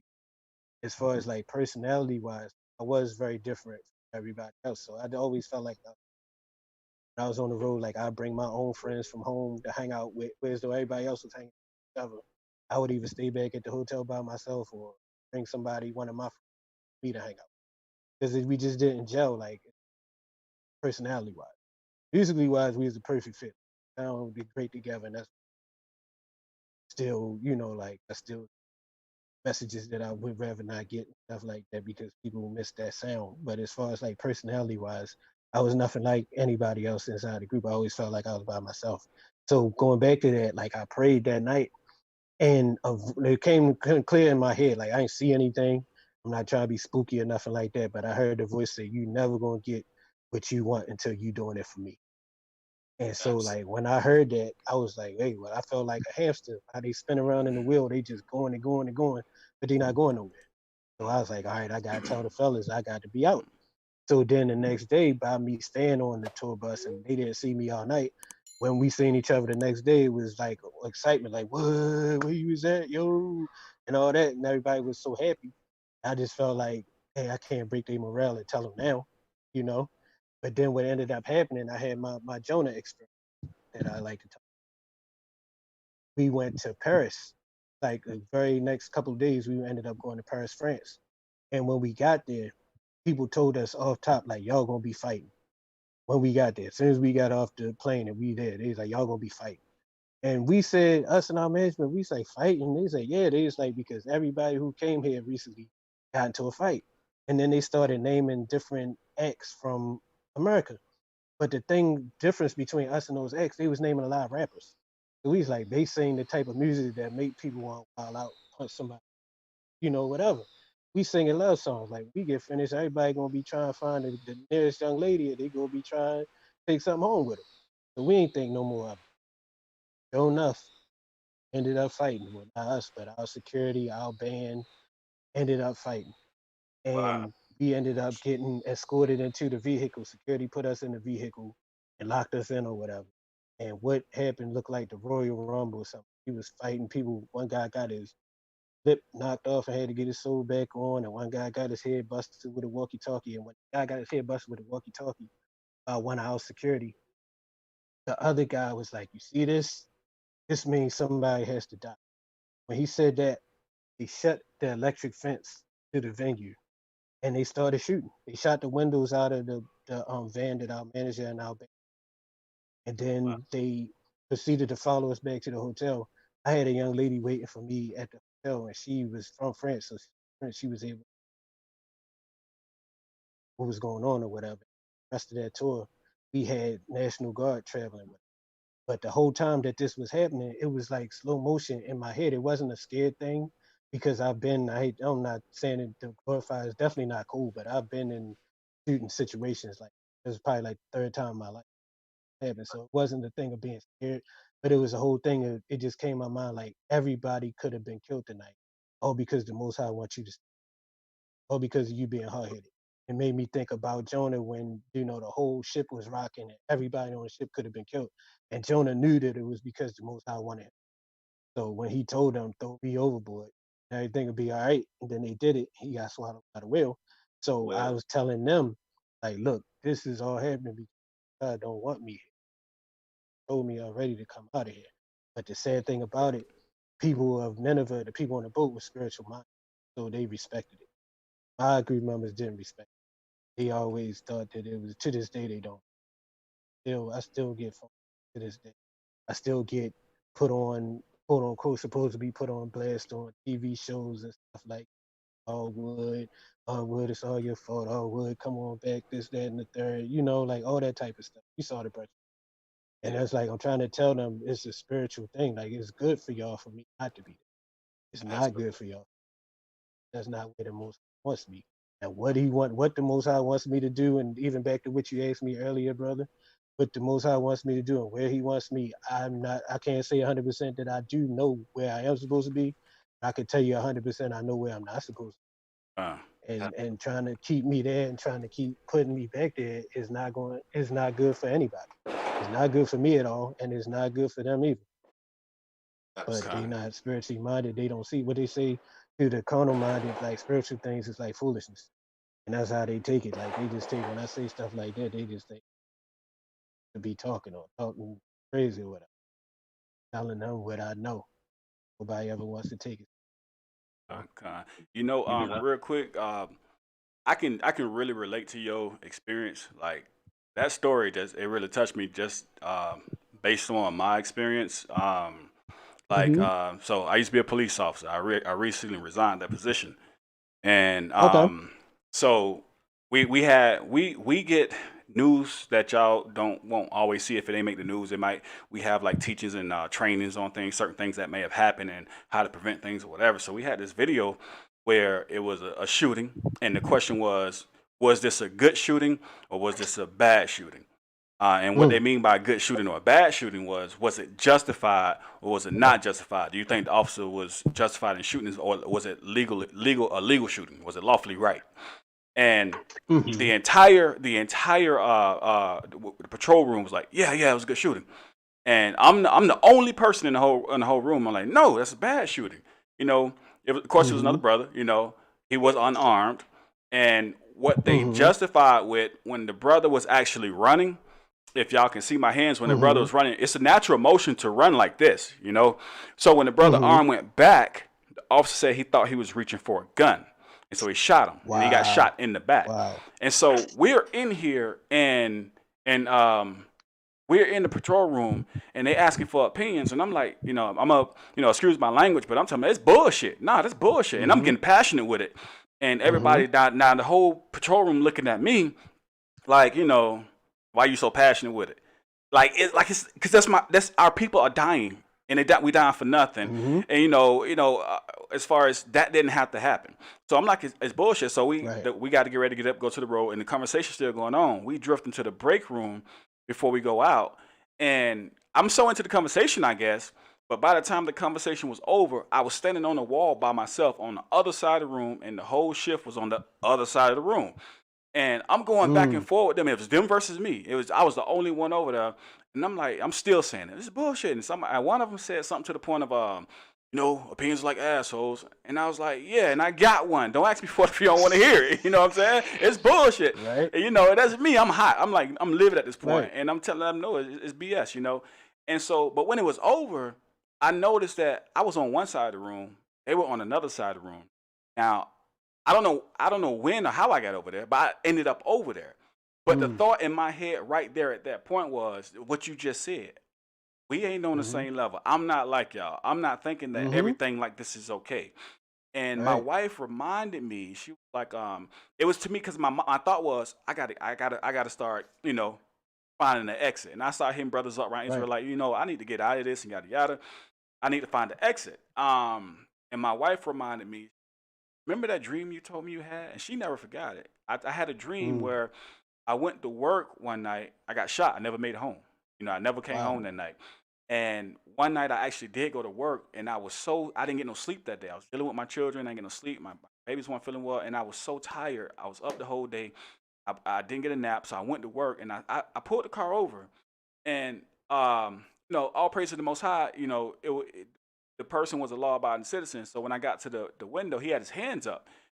And Mm. normally you need to have you be on, alert, but I was so out of it. And I was like, he said, I Right. have a gun in the vehicle. He told me straight up, he said, I got a gun. And I'm like, where? He's like this. He's like, it's right there. He wouldn't reach down for it, but he kept saying it's right there. And I'm looking, I got my, Mm-hmm. I do not see this gun. I do not see this gun. I'm looking, he's like, it's right there. Finally, after, I don't know how long, I finally see the gun. And so I'm like, all right, it's cool. Law abiding says you got right to have your gun, yada, yada. He ends up leaving. Everything's Mm-hmm. cool. But the point on that was it gave me a real reality check because if he wanted to, I was dead right there. I could not see anything. I was Wow. that tired. Wow. And my wife was like, remember the dream you said. And so Mm-hmm. I took heed to that. And I Mm-hmm. still believe maybe if I hadn't, maybe the most I was telling me too, hey, it's time for you to go. You know what I mean? You served your purpose. Mm-hmm. You don't go out in the streets. You don't talk to the people. You don't went through the hoods. You don't told them I got something else for you. And another brother in Israel Right. told me that the most I had something else for you. That's what made me. All right, Mm-hmm. it's time for me to move on. But I can relate to that story because you find out like, nah, we ain't. We cut from two different. What's the saying? We cut from two different cloths. Right. So definitely, I can relate to Mm-hmm. that. Mm-hmm. All Yes, praise. indeed. That's kind of goes back to what we were speaking about at the beginning. The Most High, man, he put us through certain things to direct us and bring us. Yep. Here we are, all three of us here right now together, building different Right. walks of life, And I'm meeting a lot of brothers right now who got to change directives and the paths that they take in life. You know what I mean? And Mm-hmm. it's times that we live in. Brother, I wanted to ask you about. Now I want to bring up Unsung. That's what I wanted to bring. Mm-hmm. Um, now we watched Unsung. I just seen it. Would you care on elaborating on it? Because I think it was on Unsung when you were speaking about the fight. I believe that was on Unsung. Correct Yeah. me if I'm wrong. Yeah, I think I don't. Did they play my? I think they might have played that part on there because they chopped my stuff up so bad. But yeah. Yeah, that's what I wanted to talk about. Because I wanted you to have you got the platform now to clear up what they chopped up and kind of Yeah. put it out there what it really is, opposed to what they tried to put out in mainstream Right. media. I mean, the thing of it is, they wanted to. I don't. Well, put it like this: in a relationship, for somebody to leave multiple times, don't that mean that they had to keep coming back multiple times? And like, think about it like this: if you with a significant other and y'all are having problems, and then you decided like, you know what, it's not working out, I'm out. So then the person come back and be like, oh, like say this is not the case, but say like the person was hit or whatever. So you like, look, man, you can't keep your hands to yourself, you know, we don't need to do this. So then you come back and she like, oh, I'd have been to counseling, you know, my mother even said that wasn't right what I was doing or whatever, like for real, but chill. And then 3, 4 weeks into y'all being back together, y'all go out to have a bite, and she flip the juice over in your face like how they do on Love and Hip Hop. So then you like, look, I'm out again. And then like 3, 4 months after that, or 3 or 4 years, he come back again and on the same stuff like, oh, I'm so sorry, you know, I'm really gonna do better this time. I done seen some other females act like that, you know, and I really see how ugly it look to see somebody else doing these same things. So I'm really gonna do different this time. And then you leave again. But I mean, something else happened, and she blow up on you again in front of everybody. This time she smacked you in front of all your homies and stuff like that. You sitting there playing 2K or something like that. She just come in the room and flip your smack your joystick out your hand and smack you upside your head or whatever. What you gonna do? You gonna get your stuff and leave. So it wasn't like the way that Unsung made it look. Every time something happened, every milestone that they said with the group, what he left again. What he left again, to the point where I was like, I'm gonna start a clover line. What he left again, because that's the way that they was making it seem. But it's like what they say. People can always say how you reacted, but they never want to talk about what happened to act in the way you were acting. And it was like with me, like I explained to y'all, it's like the way that it really went down. It was from the beginning. We had 3 singers in the group. We had one like a guy who produced and played instruments and things, but he wasn't here. Tell you yourself, he's not really a singer, you know. And then we had like like 2 little guys in the group that was like slim and fit and stuff like that. We really had 3, because I was slim back in them days. And then you had one that wasn't.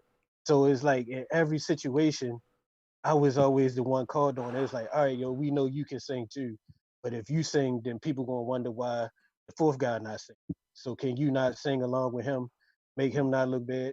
And then when it got to everybody, you know, we young, everybody want to take your shirt off and get all the girls screaming or whatever. He's like, all right, yeah, you could take your shirt off, yo, but if you make your shirt take your shirt off, that's gonna make the big guy look bad or whatever. So keep your shirt on with him. So it's like I was always called on to be the one hold back on what I could, so it could make somebody else not bad. You see what I'm saying? And it's like after a while, I just got tired of that. And then even still, I'm not perfect. I had my shortcomings too. My thing is that I can't dance. I could never dance from when I was a little kid. Like when everybody else was doing their best Michael Jackson, I get up and do mine. It went from a dance contest to a comedy competition. Everybody just got to laughing or whatever. So dancing was never my thing. So like, okay, I'm making concessions for everybody else to make everybody else shortcomings not so what. Then why can't I do all I wanted to do is be like Mike from Boys to Men. Like granted he had he had scoliosis, but he was able to come out with his cane and just do a little cool bop across the stage while the rest of them was hucker bucket it up. You see what I'm saying? Like why can't I do something like this? And, oh nah, yo, you got to do that. So it's like it's concessions could be made for everybody else. But their shortcomings. I'm the one that's taking all the L's for everybody else shortcomings. I ask everybody to take an L, let me do what I need to do. It's not something we can't even consider that. Oh no, we can't do that. That's impossible, you know? And just different things like when other artists would want to do collaborations or something with somebody or you reach out to this person. I think it'd be dope to do a collaboration with this person.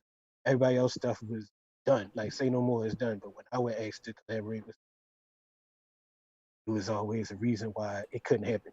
And I don't want to get too graphic because we on a, you know, like we here to edify, but it was stuff even when like stuff with females. I'm gonna say it in the best way I can. I had somebody take a girl off of me in a meeting where we was all in the room together with some females. The manager took a girl off of me and escorted her by the hand and walked her over to the person that he thought that she was paying attention to. Wow. And we wasn't clothed. So it's like for somebody to do something like that, I'm like, dang, y'all really just ain't nothing about it. And the girl chose me. She was on me by choice. I didn't walk up to her and say, hey, can you, you know, whatever. He physically walked over and took her off, like away from me and whisked her over to the should be paying attention. I'm like, man, I'm not no dumb, not an animal, you know. That's Treated real like good stuff too.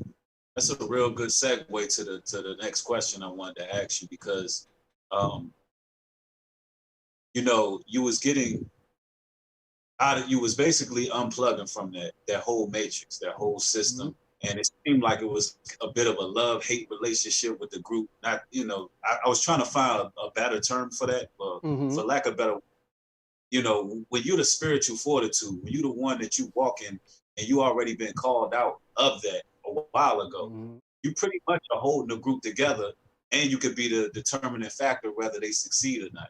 So Mm-hmm. it's like you there, you the spiritual backbone, so to speak. And when you left, I want to ask you, leaving the industry, leaving, I mean, all of it, the gospel industry and the mainstream industry. Did you experience any, I would say, organized mobbing of any sort, far as like people watching you?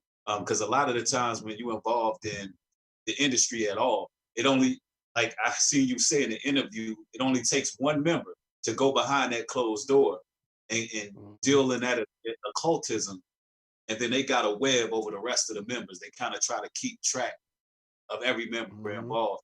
You care on expounding on who that, you don't have to say a name, but kind of what that member Mm-hmm. was doing and kind of how the persecutions you may or may not have faced just unplugging from that type of world. And the biggest thing with me, like I've learned from like a lot of videos like such as yours and such as like other brothers in the truth, and as well as some people that may not be in the truth but just put out good information. The biggest thing that I've really experienced more than anything is a lot of flying monkeys, like people who are sent from that organization or sent from different members to basically keep tabs on you to see what you're doing, or this person might contact you once and y'all have a good conversation, just a cool conversation, not about nothing. And then after like a second or third or fourth conversation, they telling you how sorry this person is and how it'd be great if you're hooked back up with this person and all this stuff. So like a lot of flying monkeys, a lot of that type of harassment. Like I've been blessed in other areas, but as far as like definitely blackballed in the industry, definitely a member admitted to me that they were the reason why I wasn't released to put out my gospel album. And when it was put out, like it was a clause saying that it could be no promotion. So I never got a video. There's people to this day that don't even know that my gospel project came out. That's why I was so shocked when you said that you had heard it. Because like a lot of people haven't heard it to this day. It's on YouTube so people can Yeah, listen to but a lot of the songs. Yeah, but like as far as like the actual release of it, like the lady from the record label, when I asked her, even in Baltimore, like like I could see like other cities maybe not, being right on top with the promotion and stuff right away, because the label that I signed to at that time was going through their own situation, whereas though they were signed to Interscope, they were leaving to go to Jive, so they were going through their own things. Jive, from what I heard, they only wanted to keep Kurt Franklin and they wanted to release everybody else, but they were able to win the fight and get all the artists back or whatever like that. But I could see them going through their issues at the time and why they weren't pushing it. But I'm like, my home city, come on, I don't see no posters nowhere in Baltimore. The main person in charge of the promotions in Baltimore said she had a flat tire. This is why she never put no posters up. I would go into different cities. They would send me to do in stores, and the people at the label at the in store, like in the Virgin Mega stores and stuff like that, be like, "We glad to see you, but we ain't know you was coming." Like it was no type of promotion, and because somebody told the people at the label not to release, not to let me put. They finally like admitted it to me when we came back one time at one point to do, because I told you I was contractually obligated to come back and do that third album. So at that time, I guess people felt like, "Oh, you here now, so we can go ahead and tell you," And it's like for a whole year before that, like I was just nothing, like in limbo, just calling, making phone calls back and forth, like when y'all gonna put my stuff out, and they would say, "Oh, well, we can't put your stuff out until you agree to do this or do that." I'm trying to come out with a gospel album. They tell me I gotta be in the thong song, and right. I actually even gave them a idea that they could have used for the video. I was like, "Why don't y'all call me up, make it like y'all calling me up?" And I'm like, "Hey, well, our boys had fun or whatever about my father's business or whatever like that," which would have been good to set me up and good for them to show. Because in my mind at that time, it was really no animosity. It was like I didn't like the way things was being done over there, and I'm like, more power to y'all. Keep doing y'all thing. I'm gonna go over here and do what I need to do. You know what I'm saying? So it was no animosity. So to me, that would have showed brotherhood. Like, dang, they still cool. He showed up. They like, no, we need you in the video. And which, I mean, where they had me at wasn't bad. You know, girls or whatever. Yeah, but still, that wasn't where I was at mentally at that time when I was trying to be all the way dedicated to the Most High as much as I knew about him at that point. So, and all Yeah, so praise. it's more nuisance. Like David said, they compares me like bees or whatever.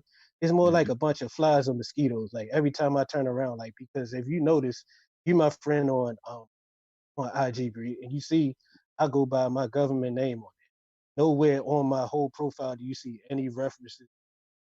You don't see me mention them nowhere. And on my Facebook, I'm go by my government name, and on my other IG, only just a couple people that I feel like minded.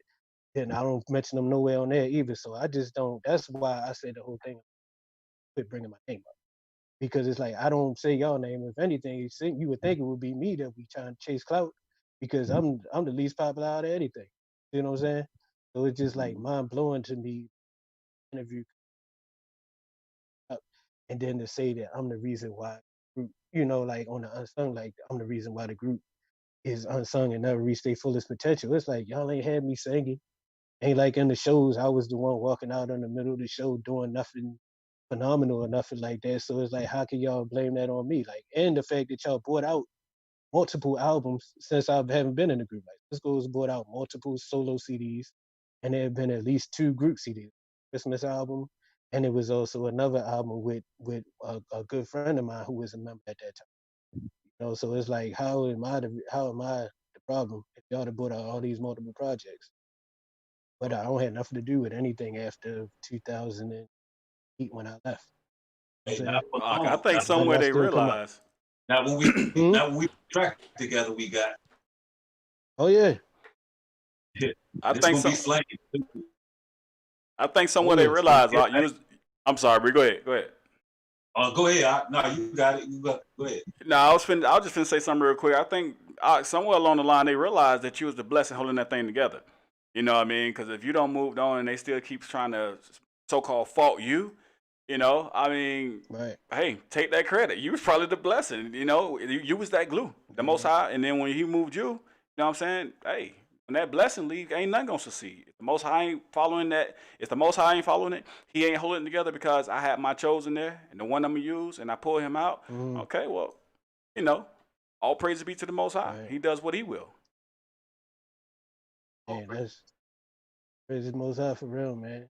Just like me, just being me. I just wish they could find what they looking for, wherever they looking for it at. Cause I mean, my whole thing with them, I just really like to be like, you know, like what we doing, what we, like edifying people and trying to do our best to teach people about the Most High. That's what I'm about. That's what I care about, you know. And I don't even care what's going on in that world. Like every once in a while, like people ended up putting up a video like, stop letting me know what's going on with you. I don't follow any of them because I don't care, you know? And it's just like, I want to be about both sides of it. The way that they made it on Breakfast Club is that I said it like I don't know what kind of, but he said he can name out his mouth. His name out is he blasphemed the Most High even when he was trying to make his point or whatever. But that wasn't the spirit that I said it in. Whatever y'all doing. And I'm over here minding my business. I'm not clout chasing. You got other people who may have left that may their name on social media might be Joe Blow, formerly of the multi-platinum group, or Jim Swim from the multi-platinum group. Like you don't see none of that attached to me in nowhere, you know. And when I present myself, I'm just Woody Rock. If I sing at a funeral, even I'm like, of course y'all paying me to be here, so whatever y'all want to put me on the program. If you asking me what I want to be on the program at, just put James Green, you know, because I feel secure enough in myself that I feel like who the Most High made me is enough. I don't got clout. Me to be the least clout chasing of anything, I do my name still. But what you just said, I just put a lot in. Guess I need to get it like more than I'm just looking right about. That meant a lot, and I thank you for bringing that up. All praises, all praises. Cool. Mm. I had a question when y'all started. I think I got the answer already, just by Mhm. what you said. Because I was gonna ask, and I'm not sure if New Breed asked it already or not. But well, we know now. I don't even have to ask the question that there's not gonna be a reunion at any point, or there's no reunion planned. Want Dru me to tell Hill you reunion. how? Want me to tell you how it could be a reunion? How's that? If they become like some of these other brothers that's coming into the truth, Con. and I don't want to say it because they might fake it because we surely fake to do the church thing. You know, like if it was a real thing where as though brothers actually came into the truth of the Most High, we was making some kingdom music and truth music to really bring and who am I to say no to that? But as far as like doing what we was already doing and going back to that same, what it says, a dog return to his vomit. You know, Con. like that's how it be. You turning back to where supposed to be at. And just like with relationships, I say it's a business relationship, but it's still a relationship. If your wife to been with somebody else after y'all separated, you ain't supposed to go back to her because that land has been greatly polluted. There And you there's go. been a lot of people in and out of there, so it'll be to go back. Con, exactly. Hey, well, there you have it. You know, Dru Hill, if you're watching, you are first off God's chosen people, and so come on to this truth, and then it probably happen. So I'm gonna hand it back. Go ahead, New Breed. Oh man, the brother's edifying, man. Um, I definitely, man, his testimony is powerful. A lot of them sitting here marinating on everything that's being said, and I just hope that it does reach a lot more brothers in the industry. You had the brother Carmelo Anthony come out, Yeah, you yeah. know, the IG video. We had a few Mm-hmm. brothers, Kodak Black, I believe, before he was arrested. At least he acknowledged he was Israel, but we didn't see the fruit from that, unfortunately. Right. And they go to Right. show that just leaving the industry, as they say, many are called and few are chosen. You were one of the chosen ones who actually Mm-hmm. got out. Ain't on no drugs. You know what I'm saying? You're not suicidal. You living your life. You enjoying your life. You're building. Um, it's just a blessing. And I'm hoping more It is. brothers get this video and actually grow from that and actually come to this truth. Understanding I the hope so times that too. we live. If we don't turn to the Most High, in this day and age, especially with that industry, it's just it's no telling when judgment comes. That's the That's just truth. it. Um, that's pretty much what I got to say on it. I think we covered all the bases. Covered all the bases, and whatever you talk about, y'all can go there. Yeah. So we asked all the questions we can ask. I got. Hey, do y'all want to take phone calls? You want to open it up, or you want We to can. say that for next That's up time? to y'all. That's cool with me. Okay. Okay. That's cool with me. Whatever y'all want to do. All right. Give me 1 second. Hey, New Breed, take it for me real quick. I got to step away. Then when I come back, we're gonna open up the phones. Okay.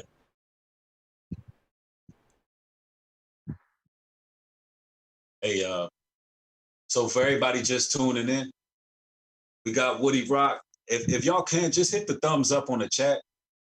If you in this chat and you enjoying this stream and you getting edification, go ahead and hit the thumbs up.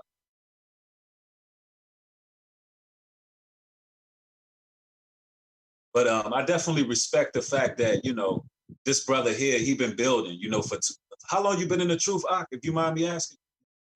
Since 2008. Wait. Okay, since 2008, this brother been building. So that's definitely commendable. That's definitely All praise to the commendable. Most High, man. I All can't take no praises. credit. I was so miserable in that world. Like when people say, like I've been told I was strong and stuff like that, and I just say praise to the Most High because when He don't want you somewhere, I found He can make you very miserable. So it's like me leaving was like really. I felt like I was just like I told somebody recently. I did an interview. I said I felt like I was in water when I left out there and I came back. I felt like I stepped back on dry. It's like the Most High when He don't want you somewhere, He can make you super uncomfortable. Really didn't want me there. I was super uncomfortable. So when He allowed me to step back on land, I just give Him all the praise for it. So when people say money and you walked away from this money and that money, I'm like, somebody made some money, but it wasn't me. Because that's another thing about the business. If you don't know the business, you could be the most talented guy in all the world. But if you don't know that business side of it, what they say on Cadillac Records, one of my favorite movies, they say you're gonna make him rich and you famous. I didn't know the Mhm. business. I helped me along with the rest of the guys that did. Whoever else didn't know the business, 'cause some probably did, some didn't. I don't know what nobody individual. I know I helped make somebody rich and me halfway famous, famous enough, you know. So it wasn't a lot of money to walk away. People would think it was like somebody was making. It wasn't me. Most High just allowed me. I feel like that meme I posted the other day, and I told you about it before, Breeze.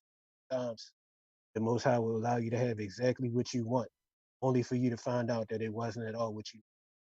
So it's Absolutely. like I remember in high school, one of the guys used to sing with us. He told me one time when I out on the streets, he was like, "Man, you the only person I know that said exactly what they was going to do in their yearbook." And when he said, "Because you said you was going to be in the group, and you was going to be famous, you did that." So it's like the Most High let me do exactly what I wanted to do, exactly what I asked him for. Got it. I seen what came along with it, and I seen how it was, and it didn't sit right with my spirit. I can't speak for somebody else. Somebody else might love that type of stuff. Wasn't for me. You No know doubt. what DMX said? Real ones is dying to get in, only to find out they don't fit in. Yep. No And doubt. I Hey, I definitely want ain't for to that. tell Hmm. people. You told me about if you mind. You know what I'm saying? Oh no, it's Uh, cool. just to show more how of a spiritual bond that you was basically upholding the group. Um, the Biggie situation. And I know that the group y'all was pretty big right around that time. If you want to share that with the people, I'm pretty sure a lot of people on my channel will enjoy that story because it's Oh real. yeah. It's showing a lot of spiritual, like your awareness to what's going on around you. Yeah. Oh yeah. Like it's a scripture that said that the Most High will do nothing unless He reveal His secrets to His servants, the prophets.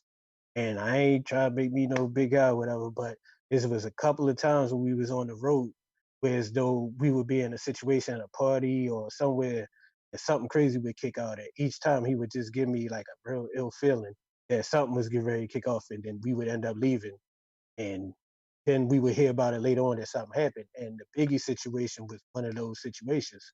The day before, excuse me, the day before Biggie was killed, we were at the Soul Train Music Award and we were practicing.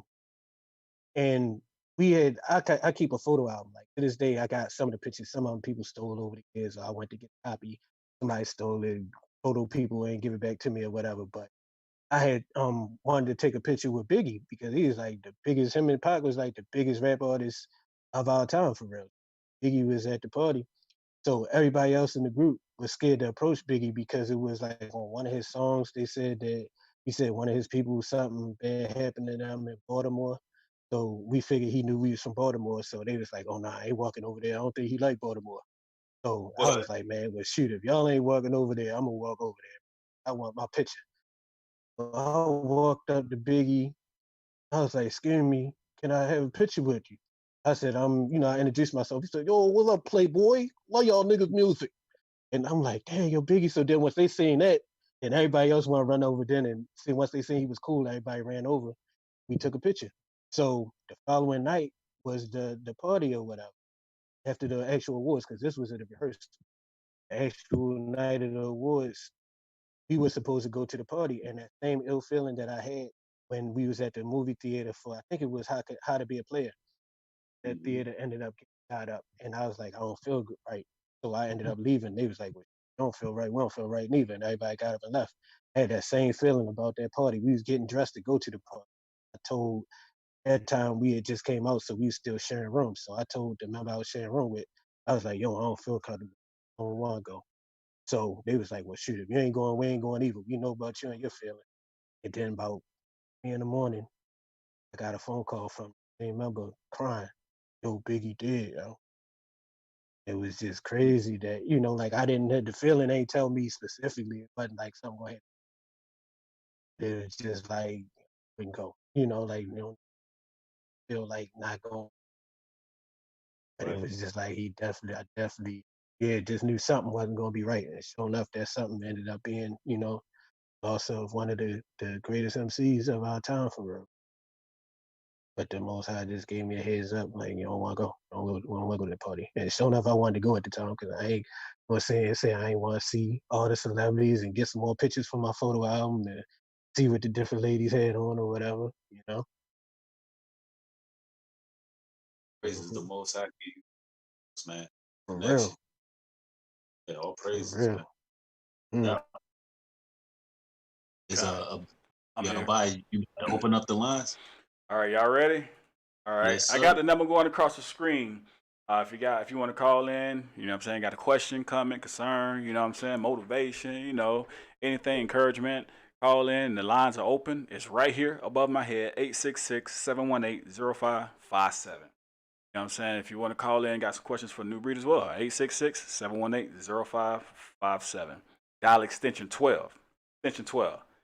Y'all know the 12, right? That's them tribes.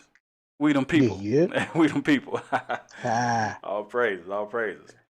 So yeah, man, this definitely been a fun show for me. You know what I mean? And it's crazy because shit. you know, I had brothers. We came down. Some brothers came down from up in Kentucky, Louisville, and drove 6 hours. And my other brother came over from Wow. Alabama, and he drove 2 hours. And then everybody met in Ah, Atlanta. So I was in Atlanta. Then about at 8:30, I was running back to the house. Like, oh man, I got to help me get ready, and I'm running late. And I pulled in, and as soon as I got here, oh, you know what? I'm running my mouth. I ain't even open the phone line. Hold on. So I'm running in, right? And mm-hmm. as soon as I got here, you know, that's when I called you up and got everything squared away. Hey, man, so we made it. That's why I was running Oh late. yeah. That's why I was running late. So my apologies. My apologies. That was my fault. I was trying to see the brothers, man. We have been trying to get together for a while too, and it's like Man. there's been like a planning and you know what it is? Brothers got to get together. You know what I'm saying? Mm-hmm. Because you gotta have somebody you can call.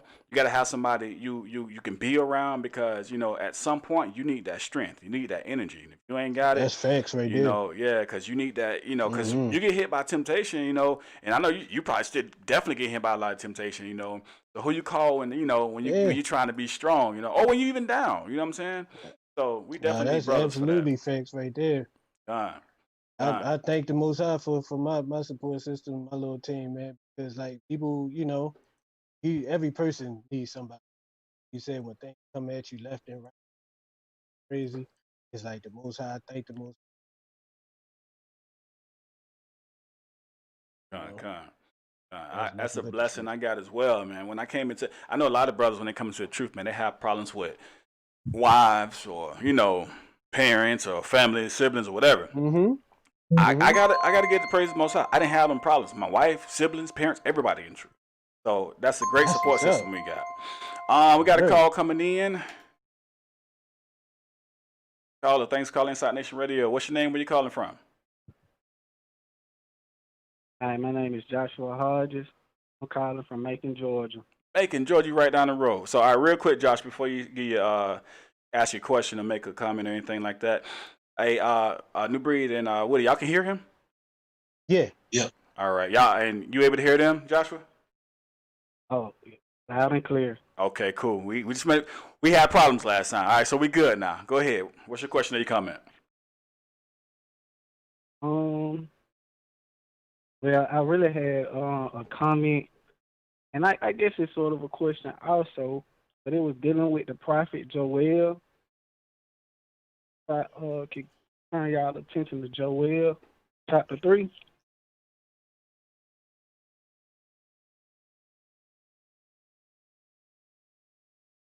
Now let me know when you got it. 3 and what?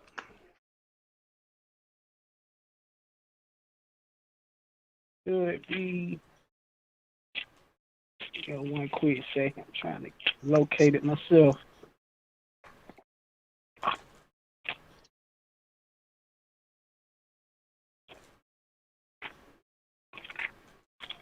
All right, 3, and we can. You know what? We can start at the first. At the very first verse of chapter 3. All right. But basically, you know what? I'm gonna start at verse 2. You know, the Most High said, "I will also gather all nations, and will bring them down into the valley of Jehoshaphat, and will plead with them there for my people and for my heritage Israel, whom they have scattered among the nations, and parted my land, and they have cast lots for people.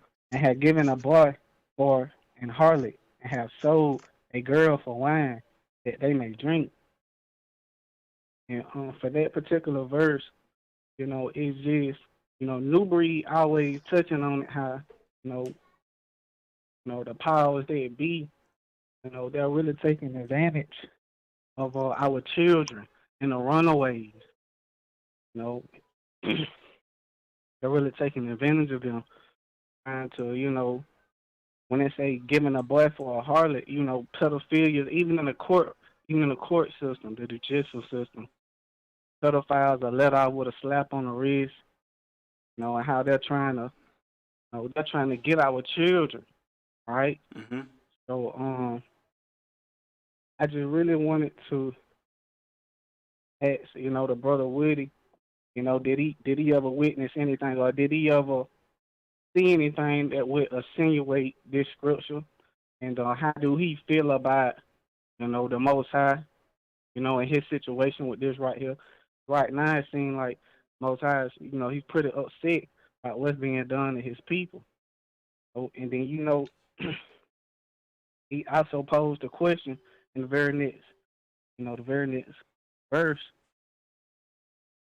that, what do you have to do with me, O Tyre and Zidon and Palestine? The people in Israel claiming to be the chosen people of God, you know, and how he would swiftly and speedily will he return the recompense upon our own head. But I really like the question.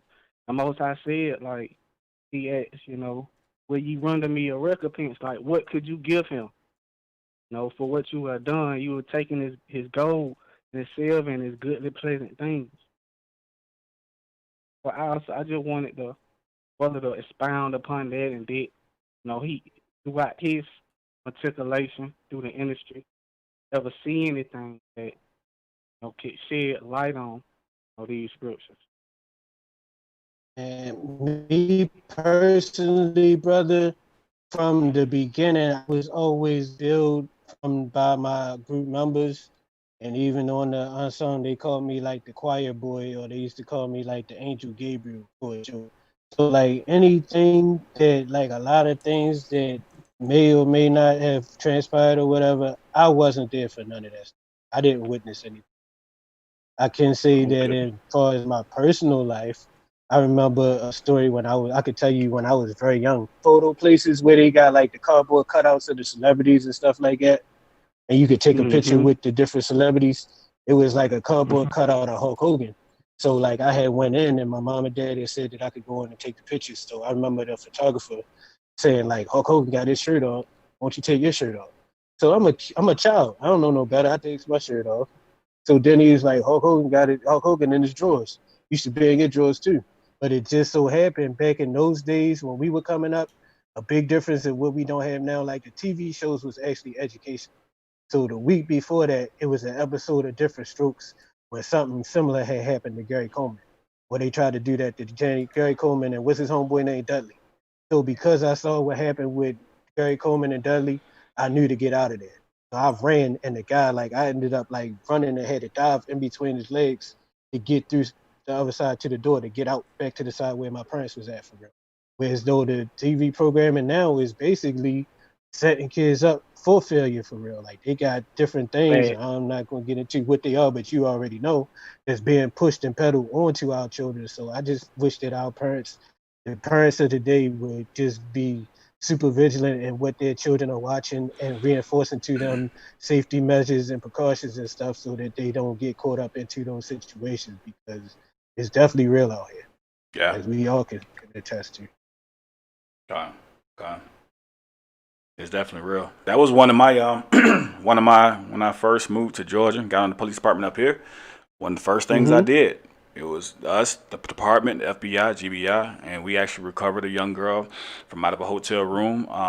She was being sold for sex, and Oh, yeah, that was one of the first things, man. This Atlanta area is really bad. It's really bad in this area, so they be taking out people doing that. So that was one of the first things that was my welcome to Georgia, is to go and get this wow. young girl out of that situation. So good advice, good Man. advice, Big Al. Yeah, I just want to thank you, brothers, for your platform, for allowing me on your platform. And, all praise be to the Most High. Want to tell New Breed thank you because I follow him a lot. And, you know, I would Thank you, draw brother. strength and Appreciate it. encouragement from that brother, you know. And all three of you brothers, man. That was my only question. Man. I ain't going to hold the line up. I know there's other callers trying to ask y'all some questions, too. Hey, we appreciate you calling. Most definitely. Thank you, Shalom, brother. brother. On Shalom. All right, all right. Number still going across the top, 866-718-0557. Dial extension 12. Come through, got a question, comment, concern, motivation, encouragement. All that's good. All is good. Sister called last show we had, and she be watching, and she's a beautiful sister. She got a beautiful spirit. She called and she gave us some good, encouragement and things of that nature, and that always helps. Like, because you never know what a brother going through. So if y'all got that, call it in. Got to call in. Caller, thanks for calling Inside Nation Radio. What's your question, concern, or comment? First and foremost, I want to say this is Soraya Star, and I just want to say praise the Most High for your platform. I do listen to you all from time to time. I am subscribed to the page. All praises. But yes, hallelujah. I want to say that I am so surprised that Woody Rock has been, James Green has been in the truth that long. I wouldn't have never known that he was in the truth since 2008. That is a long time. And it's just a blessing to see that. So I just want to pretty much give a comment by saying to all of you all, and also more emphasis on the brother James, because he came from that industry. So your humility, the fact that you're so humble, and you have stood your ground through this entire process, and you have not allowed them to steer you away from the Most High, and that's what's most important, because even you have so many people that have awakened to the truth, and so many people, because they have been hurt in this truth, and they have go through things and have bad experiences. You see people dog in the scriptures now. You see people who has been awakened by the Most High Spirit Himself. I'm not talking about they didn't wake up by man's spirit. They woke up by the Most High Spirit, and then now they're leaving Him. They're dogging scriptures out, and that hurts me, because it's like, you didn't wake up by.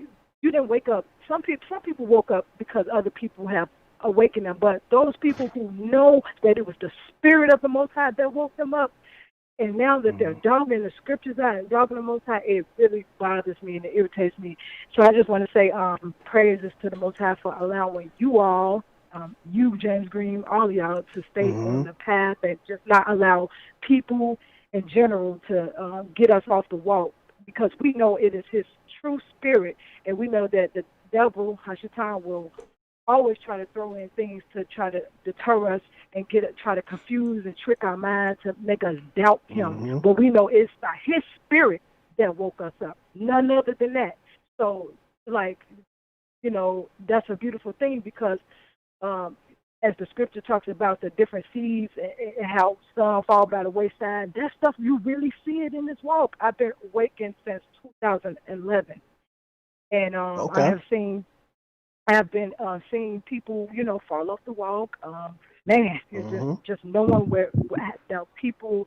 I'm not perfect. No one is perfect, but I'm standing firm in this walk. I don't want to leave the Most High. And like my friend and other people say, one thing we don't want to do is we don't want the Most High to leave us. We can't go back, like James Green said earlier. Go back to our vomit. That would be stupid. So the only thing we can do is just ask Him for His strength to carry us all the way through. We know it's going to be people that try to make the scriptures look bad and without understanding, or get upset and try to throw dirt on the Most High's name because of the things that they've been hurt by, people that they've been hurt by, and things like that. We know that we have to prepare our minds for those things, so we don't start to get shaken in our spirit and doubt the Most High. And I just want to say, continue to be strong, stay firm, stay humble. Humility is the key to all things. And with your platform, brother Abaya, continue to speak on things that's gonna build us. You know, like you did something about domestic violence. I really like that one. You touched on that about domestic violence and happening in Israel, in the truth, in general. You know, so we need to continue to talk about these real issues that's affecting us in our communities. I'm a community activist in my community. I live in Chicago. There's a lot going on here, lots of stuff going on here.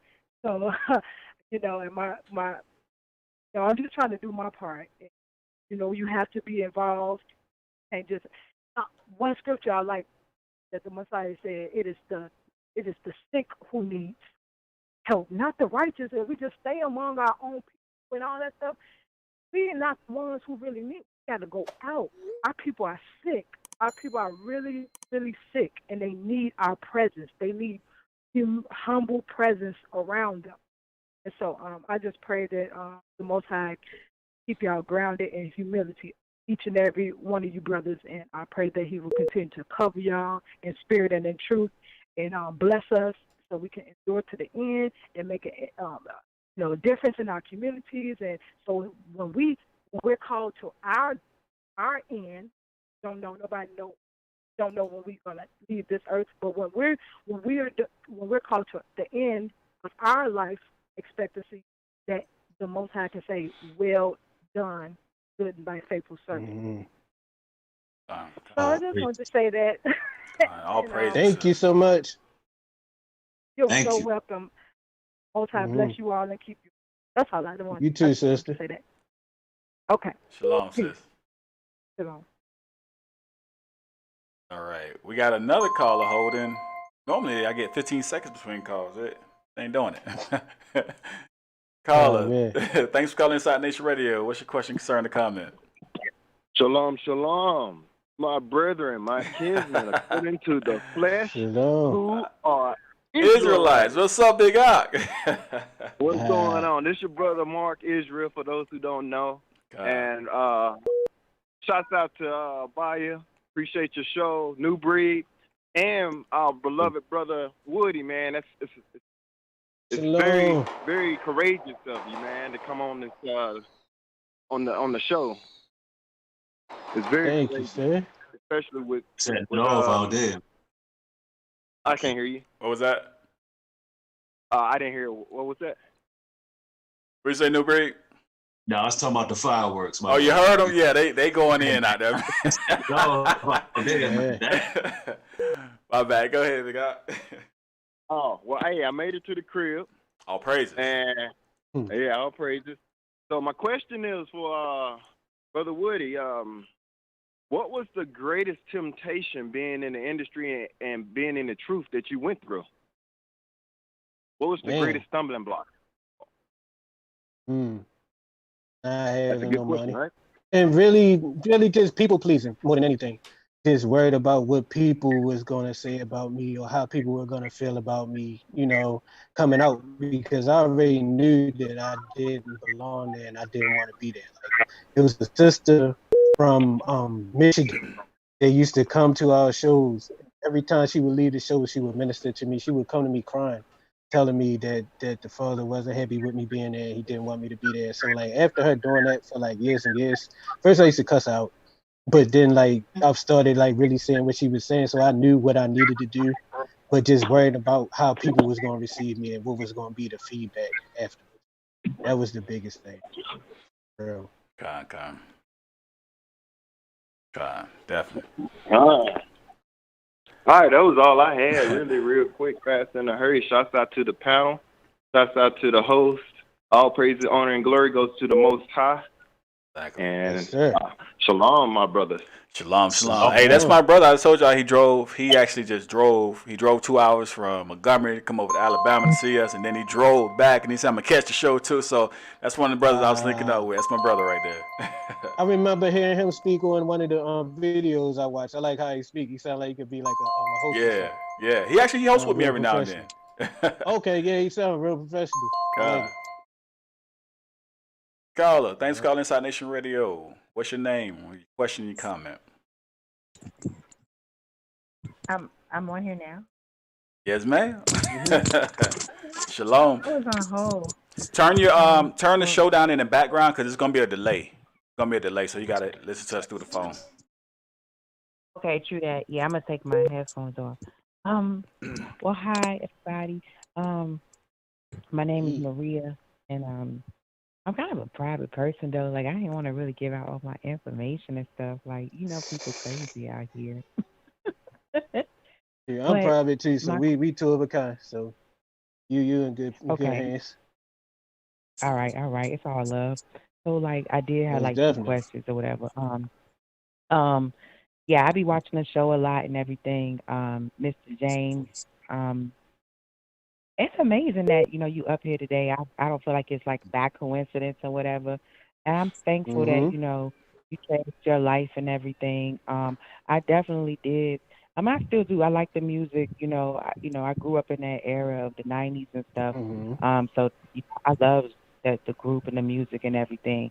Um, Right. and but I would say like obviously I re- I found out I guess what back in I don't know maybe about 2011 or maybe '09, about right I guess around when Hmm. you said you had your realizing that things wasn't right, that some Right. stuff was going on I guess over there, and I guess that's when people used to make them little you know movies and stuff about it before it came on the platforms like this.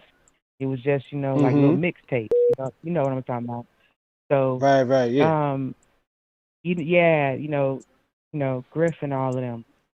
So, Yeah. That's um, that's where I uh, started learning from a lot of those.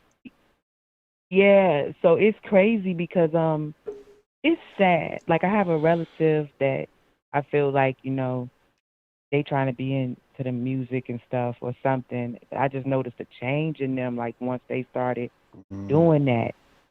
Even I had thought about like wanting to do it, because it's a natural thing to want to share your talents and stuff or whatever. But I guess if you Exactly. do it around the wrong people or the wrong industry, I guess it just people can take good things and turn it into something negative. My question for you, I guess, is what do you?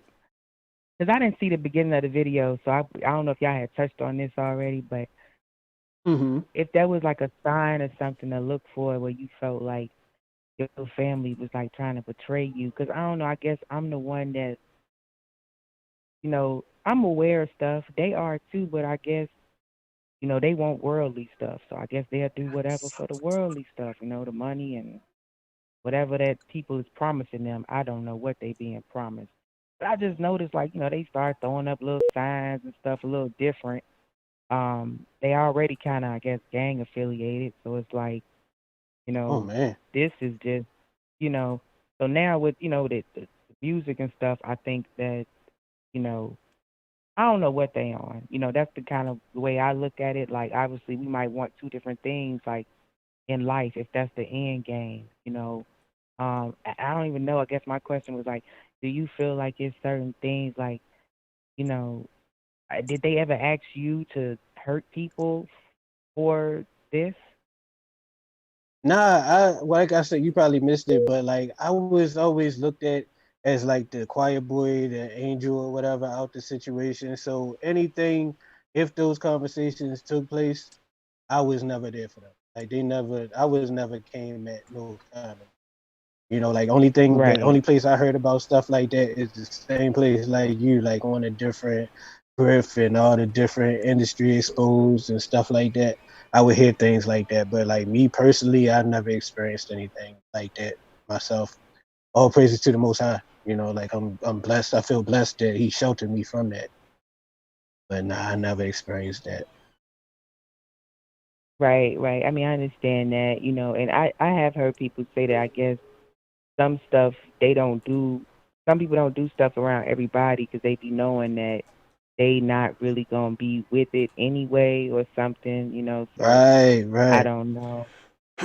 They might have kind of sensed, they might have sensed that from you, and they knew maybe that maybe you wouldn't be with it, but other people are, or whatever the case may I be. praise the Most High that I, that was if that did happen like that, because I don't want to see nothing like that either. I don't want to be in that position, you know. Like I never wanted right, it that yeah. bad. I never wanted it that bad. Like it was always for me. It was more so like a fun thing. Like I started singing just because I wanted some honeys to come around. And then all the stuff that it turned into, I wasn't really. I'm like, I ain't even signed up for all this. First time somebody chased me and started grabbing my clothes and stuff like that, I was rethinking it from there. I was like, whoa, I ain't know it was this serious. You know, I just wanted to sing my little tunes and have a couple ladies to come out and swoon or whatever, and I'd have been happy. Nah, I never wanted that bad. Like you was good with that, huh? They was Yeah, ready.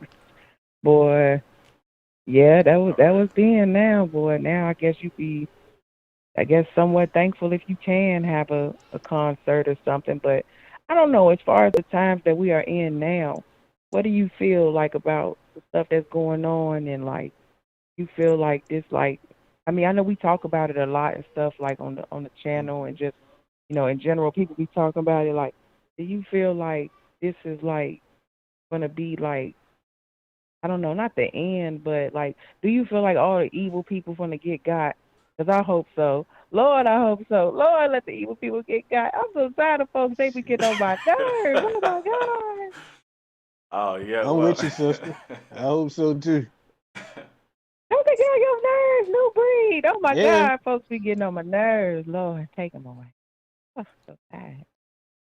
I just had to say that. I just had to shout that out real quick because I know other people be feeling the same way. Like, you can't just do nothing, just can't even have no regular peaceful day sometimes. It's like you really do got to guard your energy and different things or whatever. Like, I'm not about that negative stuff. Like, I just wanted to, like, live my little life and just, be at peace. But I'm going to say this last thing and go, 'cause I know you probably do got a lot of people calling. It's weird that it's a lot of people out here trying to steal people joy and steal people energy, whether it's in the entertainment industry, in the government, just wherever it's at, people, we do got to stay guarded and grounded within ourselves. And I think just believing in ourselves and knowing that we can do all things, through Christ or through the Creator. I believe the Creator got so many names, like we not even really worthy to know what the ultimate name of this magnificent, spiritual you know, being or whatever, even is, for him to create people in the planet and, you know, evil, whatever, just wants to take control of people and want to control the world and, mad that they can't control things that they don't understand and whatever, so we're just a battle of good and evil, you just feel it, almost everywhere you go, in the grocery store, um, on the jobs, we was in the chat talking about that, what people go through on the jobs and stuff. And you got a lot of people that, they feel like they in control. They want you to feel oppressed, about these jobs and these different things. And I want everybody to stay motivated, man. Like, we got to, because it's just sad out here, But thank you for coming on the show. Thank you, New shit. Breed, and all you gentlemen for what you guys do. Is definitely beneficial to people. It's definitely very motivating, So let's just keep it up and I everything. And I agree. hope I everybody has thank him too. a beautiful, safe weekend. You too, sister. Okay, thank Yes, you. All Have indeed. a right. good one. Shalom, sis. Thank you. Shalom. You too. Shalom. Shalom. Bye. I'm trying to I got caught while she's on the phone, call still coming through. And I was trying to set my settings over here while y'all was having the conversation. But it's been a minute since I set them up, so I Oh, got to go okay. back and redo it. Got a call coming in now. All right. Caller, thanks for calling Inside Nation Radio. What's your name? Where you calling from? Hello? Shalom, shalom. You got to turn the show down in the background. That's you going to be catching the delay. All right, cool. I just turned it down. How y'all doing tonight? Shalom, shalom. Shalom, shalom. What's your question? You Shalom, comment? shalom. Hey, my name is Davon. I'm calling from Baltimore, Maryland right now. And I just wanted to share an You. experience that I had. I rap. I make music as well. And I had went to a studio down here. And when I went to the studio, I noticed that the owner breaking up, caller. Back in. Caller, She had you break. pictures on the wall of Way. Caller. She had Caller. one with. Hello. Hello. Hey, start over. You all that broke up. We didn't catch any of that. Oh man, okay. So I make music, and I had went to a studio to record my album, and this is the first time that I ever went to a professional studio to do music, because I normally just record on my own or with friends. So when I went in there, I noticed on the wall he had pictures of Way and Dru Hill, Gangstar, and other rappers. He used to work on MTV. I don't know exactly what she did, the owner of the studio. So,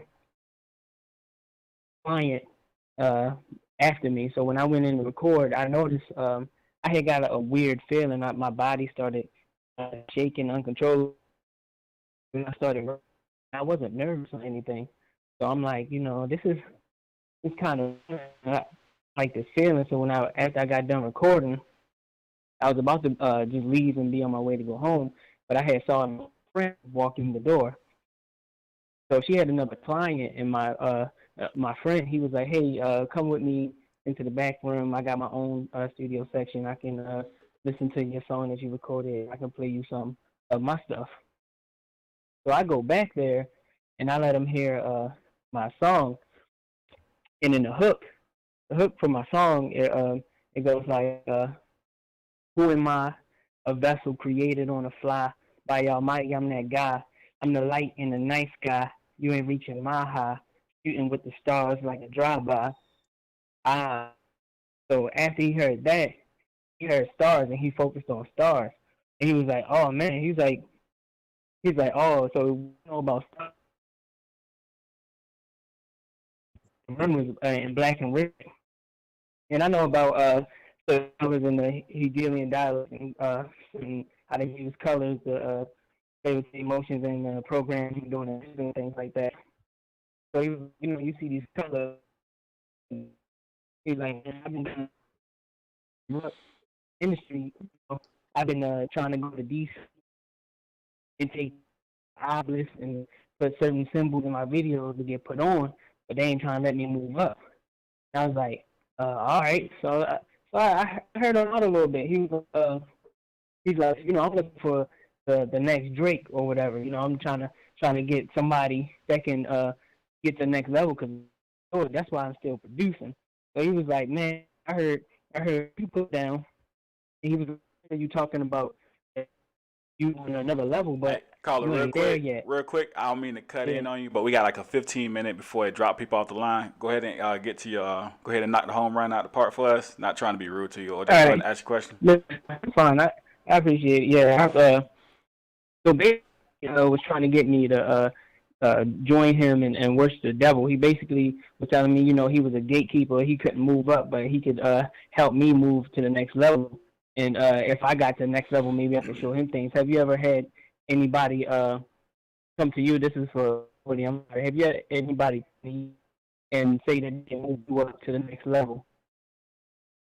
It's like I said, like I was always like kind of protected in that they thought that I was like the good boy out the group, so nobody never really brought anything like that to me, like personally. Like I heard about it from plenty of people, that enough that I believe that it happens, but it never happened to me personally.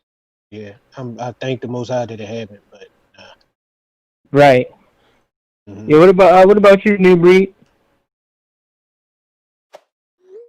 Say that again. I'm sorry. The something's going on my end where the volume is really low.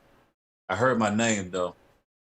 What's the question? Have you ever had anybody come saying that they can move to the next level or anything as far as your music? Oh yeah, I mean a long time ago. Almost, I had interviews with certain people, but I ain't gonna put no names out right now. But no, I never made it that far to have anything like that happen. No. Okay. All right. That's all I had. I appreciate it. I appreciate the call. I appreciate you calling out. Thank you, brother. All right, brother. Yes, sir. Hey, Raz Yisrael. It's your first time on the channel. Hakar shared it. All praises. Glad to have you, brother. Hit the subscribe button. Long to you. Caller. Thanks for calling Inside Nation Radio. What's your name? Where you calling from? Hello? Shalom. Shalom. You gotta turn the show down. Hey, if you're calling in, make sure when you call in, the show's turned down in the background because it's gonna be a delay. So just turn your show down in the background, and it'll be. There you go. This Hezekiah. Shalom, Mark. Shalom, big guy. Not much, man. I just had one question for the brother, man. Woody. Yes, sir. You know, before I start, I want to give all praise and glory to the Most High God, Yahweh, by Shem, Mashak, Yahushua. You know, the beautiful thing, you know, seeing all the brothers come together. With that being said, I just wanted to ask the question to the brother. You know, how does he feel? You know, about seeing all these rappers and entertainers coming into the truth, knowing that he's been in the truth since 2011, I think, or he said 2008. How does he feel about that? You know, now seeing these brothers and sisters come forward, you know, and recognizing who they are, and you know, and does it help out a little bit? Because I know, you know, he probably kind of felt like alone in the walk, because I have before, you know, dealing with this and just bringing it to friends, families, and things of that nature. So, how does he feel about it now, seeing these brothers and sisters come forth? It's beautiful, and like you said, it is help because like when you try to tell people something and it's just you, what people say, familiarity breeds contempt. So if it's they know you, they like, oh man, you tripping, you bugging. But then when they see other people that's like current celebrities that they look up to and that they watch every day or listen to their music every day, and they hear them saying the same thing, then it's like it does feel great to see them hearing it because they accept it from them. It's just like when we was little and your parents might tell you take some vitamins. You're like, man, I don't want to take that. But then when Hulk Hogan come out and say train to say your prayers and eat your vitamins, then you want your vitamins. So it's like I'm just glad that people are speaking up and coming into the truth. And I hope they here to stay for real. You know, like I hope they stay on this side. And I hope they're able to bring a lot of people into it right along with them. All praises, man. That's exactly, you know, what I was thinking too, you know. I think it's going to help with brothers and sisters going forth, hearing about who they are, the chosen, right, from the 12 tribes of Israel, and now seeing these rappers and entertainers come forth and confirm it is going to be more acceptable, which I don't think that should be the case, but it will help, you know, in the long run. Right. So, yeah, man, Abaya, man, brother, you know, always, man, peace and blessings to you and your family. The water for opening up your platform, man, for all these brothers and sisters to come on, man. You're doing a wonderful thing. And not only that, man, I appreciate Abaya for what he's doing, not only because he's turning me on to a lot of people like the brother New Breed, man. I don't want to forget about that, brother. Peace and blessings to your family, brother. You're doing a wonderful work out here, man. Continue, man. And Woody, man, all you brothers, man, endure to the end. The Bible say in Psalms 133, man, it's a beautiful thing where brothers come together in unity. You know, so, hey, man, just keep on pushing, man. Keep pushing his word. All praise. We appreciate you calling out. All right, shalom, brother. Shalom. Shalom. Sons of Jacob right there. Yeah. Hey, can you brothers hear me? I can hear you. Okay. It's some now I just clicked back in, but I was having issues with audio. Ooh. Oh, okay. Yeah. All right. Oops. Oh, hey, caller. Whoever was on the line, I apologize. I hit the wrong button. I didn't hang up on. Well, I did hang up on you, but I ain't mean it. I'm sorry. Let me get the email, man. I got a nasty email one time. Caller, thanks for calling Inside Nation Radio. What's your name? Where you calling from? My name is Kay. I'm calling from California. How you doing, Kay? What's your question or your comment? I have a couple questions for Woody. Okay. I just wanted to know, coming into the truth, were there any people that you were able to bring with you, any loved ones that you were able to bring with you, or did they all pull away? Also, as far as finding love in the truth, have you been able to do that, or do you find that difficult? And then my last question is, there's a lot of difference in doctrine amongst Israel. So I was just wondering, is there any doctrines that you struggle with, like morning to morning, evening to evening, water baptism, things like that that you might struggle with that other people in the truth still struggle with, trying to find where they stand on that topic? Or Okay. polygamy, anything. Well, I'm sorry. It could be any topic that people, lunar Sabbaths, anything that tends to divide a lot of Israel. Is there any topics that you still struggle with, that you're still trying to learn about, or that you feel strong in? And I'm learning every day, to be honest. Like I have different brothers and different even sisters as well, like different people who believe and they do things different ways. And I just pray constantly for the Most High to, like reveal which is the right way. But in the meantime, in between time, I don't stay stagnant. I try to do it to the best of my ability. Like still try to observe all the days and all the holidays and things like that to the holy days, I'm sorry, to the best of my ability. I try to observe my Sabbaths, like do them every week as we supposed to. But like you said, it is definitely like sometimes I might get a question from a brother or sister that might ask me and they might feel differently or whatever. But I just, whenever I come into something like that, like I either try to do heavy studying or either like refer it to a brother who may have been in it longer than me, no more than I know. Right. Yeah, but I was, as far as like being able to bring somebody into the truth with me, like one of the moments that means the most to me is in 2008 before my dad passed, is when I first started finding out things and I was able to like at his hospital bed break down things, and then like I was telling him like the name of the Heavenly Father and the Messiah, and to hear him like say those names back to me while he was on his hospital, like on his bed, sick as he was, like meant the world to me. To have him say that stuff and that I was able to share that with him before he passed away. Oh, That praise. meant the whole lot. Oh wow! All praises for that. Yes, indeed. That's hmm beautiful. And love, I mean, shoot, man, my mind be so on, like trying to make sure I'm right, you know.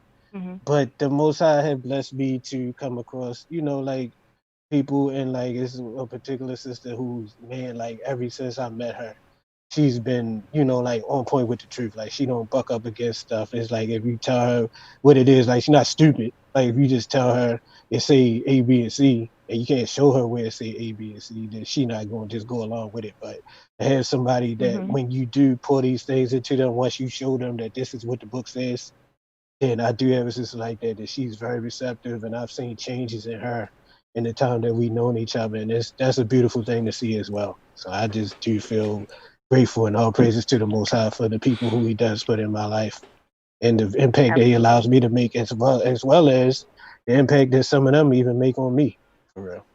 You know, Right. it's easy to give Very up hope true. on humanity when you see everything that's going on in the world. Then when you see people that are actually trying to do right and have good hearts and minds for the Most High, it make you feel like you can't give up on all of humanity. Praise. Yeah. God. All praises. All right. Well, All right. thank you. I won't tie up your line. But thank you for answering my questions. Thank you. And Scholar All says right. shalom. Bye-bye. Shalom. That's what's up. That's a Yes, beautiful story about your indeed. father, man. That's beautiful. Yeah, man. It's just to this day, like there's one thing good that I can say I did with him. But I'm grateful, like you were saying earlier. We got so many of our brothers and sisters that can say they had this type of family and this type of situation. Like I'm blessed to say that my dad was with me from the day I was born to the day he left this earth. I don't know nothing about no absentee phones and stuff like that. Like not to say that it don't happen, but I was just blessed to say that I didn't have that type of family. Like other families, other ones of my friends would love to come and hang out over my house just to be around that family structure. And my folks took them all in and received them, even to the point where if I was beefing with some of them, I would walk into my living room on any given day and see somebody that I ain't even speak to no more. They's like, your father called me over here, chill. Oh man, I ain't here to see you. I'm here to see your father. God. So I was blessed with that. My mom and my dad, man. God, Yeah. all praises, all praises. All praises for real. All right, got one more call on the line. Caller, thanks for calling Inside Nation Radio. What's your name and where you calling from? Hey, what's going on? How y'all doing? Shalom. Shalom. I can't believe I got in. Actually, I'm calling from Toronto, Canada. I don't want to Wow. give out all my information like that, but just recently put, I've been really getting into the Bible stuff. I do music too, and it's really been crazy for a minute. And Woody, I got a question for you, man. I can't believe I got in, man. Like honestly, like praise God. But so I do rap music. I moved here from a third world country. Started performing, Oh. getting up inside the city of Toronto. My name started going up a little bit. Started getting views online and stuff like that. And like everything just went downhill. For me, like afterwards. And like doing music is like now that I got into the truth is like, yeah, I still want money and stuff to provide for my family, but it's not so much the glitz and glamour right now. So my question for Woody is like, is it still a way like to get in and like just make it in and make some money without having to go through all the extra stuff that comes with being in the industry, or should I just like give it a wrap? To be honest, I never, like was one to tell the next person with that they shouldn't do it. But for me, all these years, I haven't found that way. So if it is a way, it could be possible that there is a way, but I haven't found that way. And definitely just be very careful. Like I advise anybody, because at one point, some people reached out to me to be an advisor about how to get into the industry, and I told them, I said, man, shoot, if I advise them, tell them what I had to say, y'all gonna be mad because they ain't gonna want to do it. But it's like know the law, know the legal side of the business and stuff like that, because that's one regret that I had. It's like I was sitting there learning how to be the best singer that I could possibly be. I was sitting there learning how to be the best songwriter that I could possibly be. But the ones who actually won, what they say, the word business is much bigger than the word show in show business. So if you know the business, then you got a much better chance of succeeding. Rather than just being a dope MC or a dope producer or whatever. You don't know that business, you just gonna be making somebody else rich. And then know what you signing up for, know what you are gonna be presenting to the people, because people go off of images and stuff like that too. And they might use you to promote something crazy to your people that you don't even stand for in real life. And that's Coolest exactly guy. like that's right. That's how I feel about it. Like I'm not. Mm-hmm. I don't want to do certain things, but I still have a love for music, and I never really talk about like killing a brother or stuff like that. Even though I'm from that environment, kind of thing is always I give that energy, but is what I say is different. It's like I talk more positive stuff, even though like it gives off that energy, but I still wanna. I feel like I can have a voice if I go in there. Mm-hmm. Yeah, man. I mean, some people like are sent into certain places for a certain reason, but like at the same time, you got to be so careful, because like some people think that they gonna go in and they gonna impact the world, but then they end up getting impacted by the world. And that's what I kind of felt happening to me. But everybody's different. Like I can't tell you what your mission is. I can't tell you what the Most High sent you to do. So you could be that one. Who knows? But it's just like just be careful at all times. Like keep that word first at all times. Anything that you being asked to do that goes against the word and goes against what you know to be the truth, don't do it. So, all right, I appreciate that. New Breed, I appreciate you a lot, man. You don't know how much I listen to you, bro. Like, you don't know, man. I'll be reading my Bible, listening to you. It's only a few you guys on YouTube that I like. It seems legit. You know what I mean? It's like a very few you guys, like literally one or two, and I really appreciate you, man, and everything. I hope I can send you beats or anything. I make beats too. I don't only rap. Like, I hope for I sure. can send you Hit me beats or up, brother. something like just help it out. KingBreed404@gmail.com. Right now, I'm definitely ciphering through a lot of beats right now, so I will appreciate that. You get full credit for everything you send and all of that, bro. So definitely send beats. I got you. I appreciate it, man. Enjoy your night, guys. All right, shalom. Thank you, fam. You too, brother. Shalom. All right. 1 second. Let's say y'all want to take one more call, or? That's cool. Whatever. I'm with y'all. I'm with whatever for real. All right, well. Let me open it back up. I think we have somebody still holding. Let's see. Oops. I do. All right.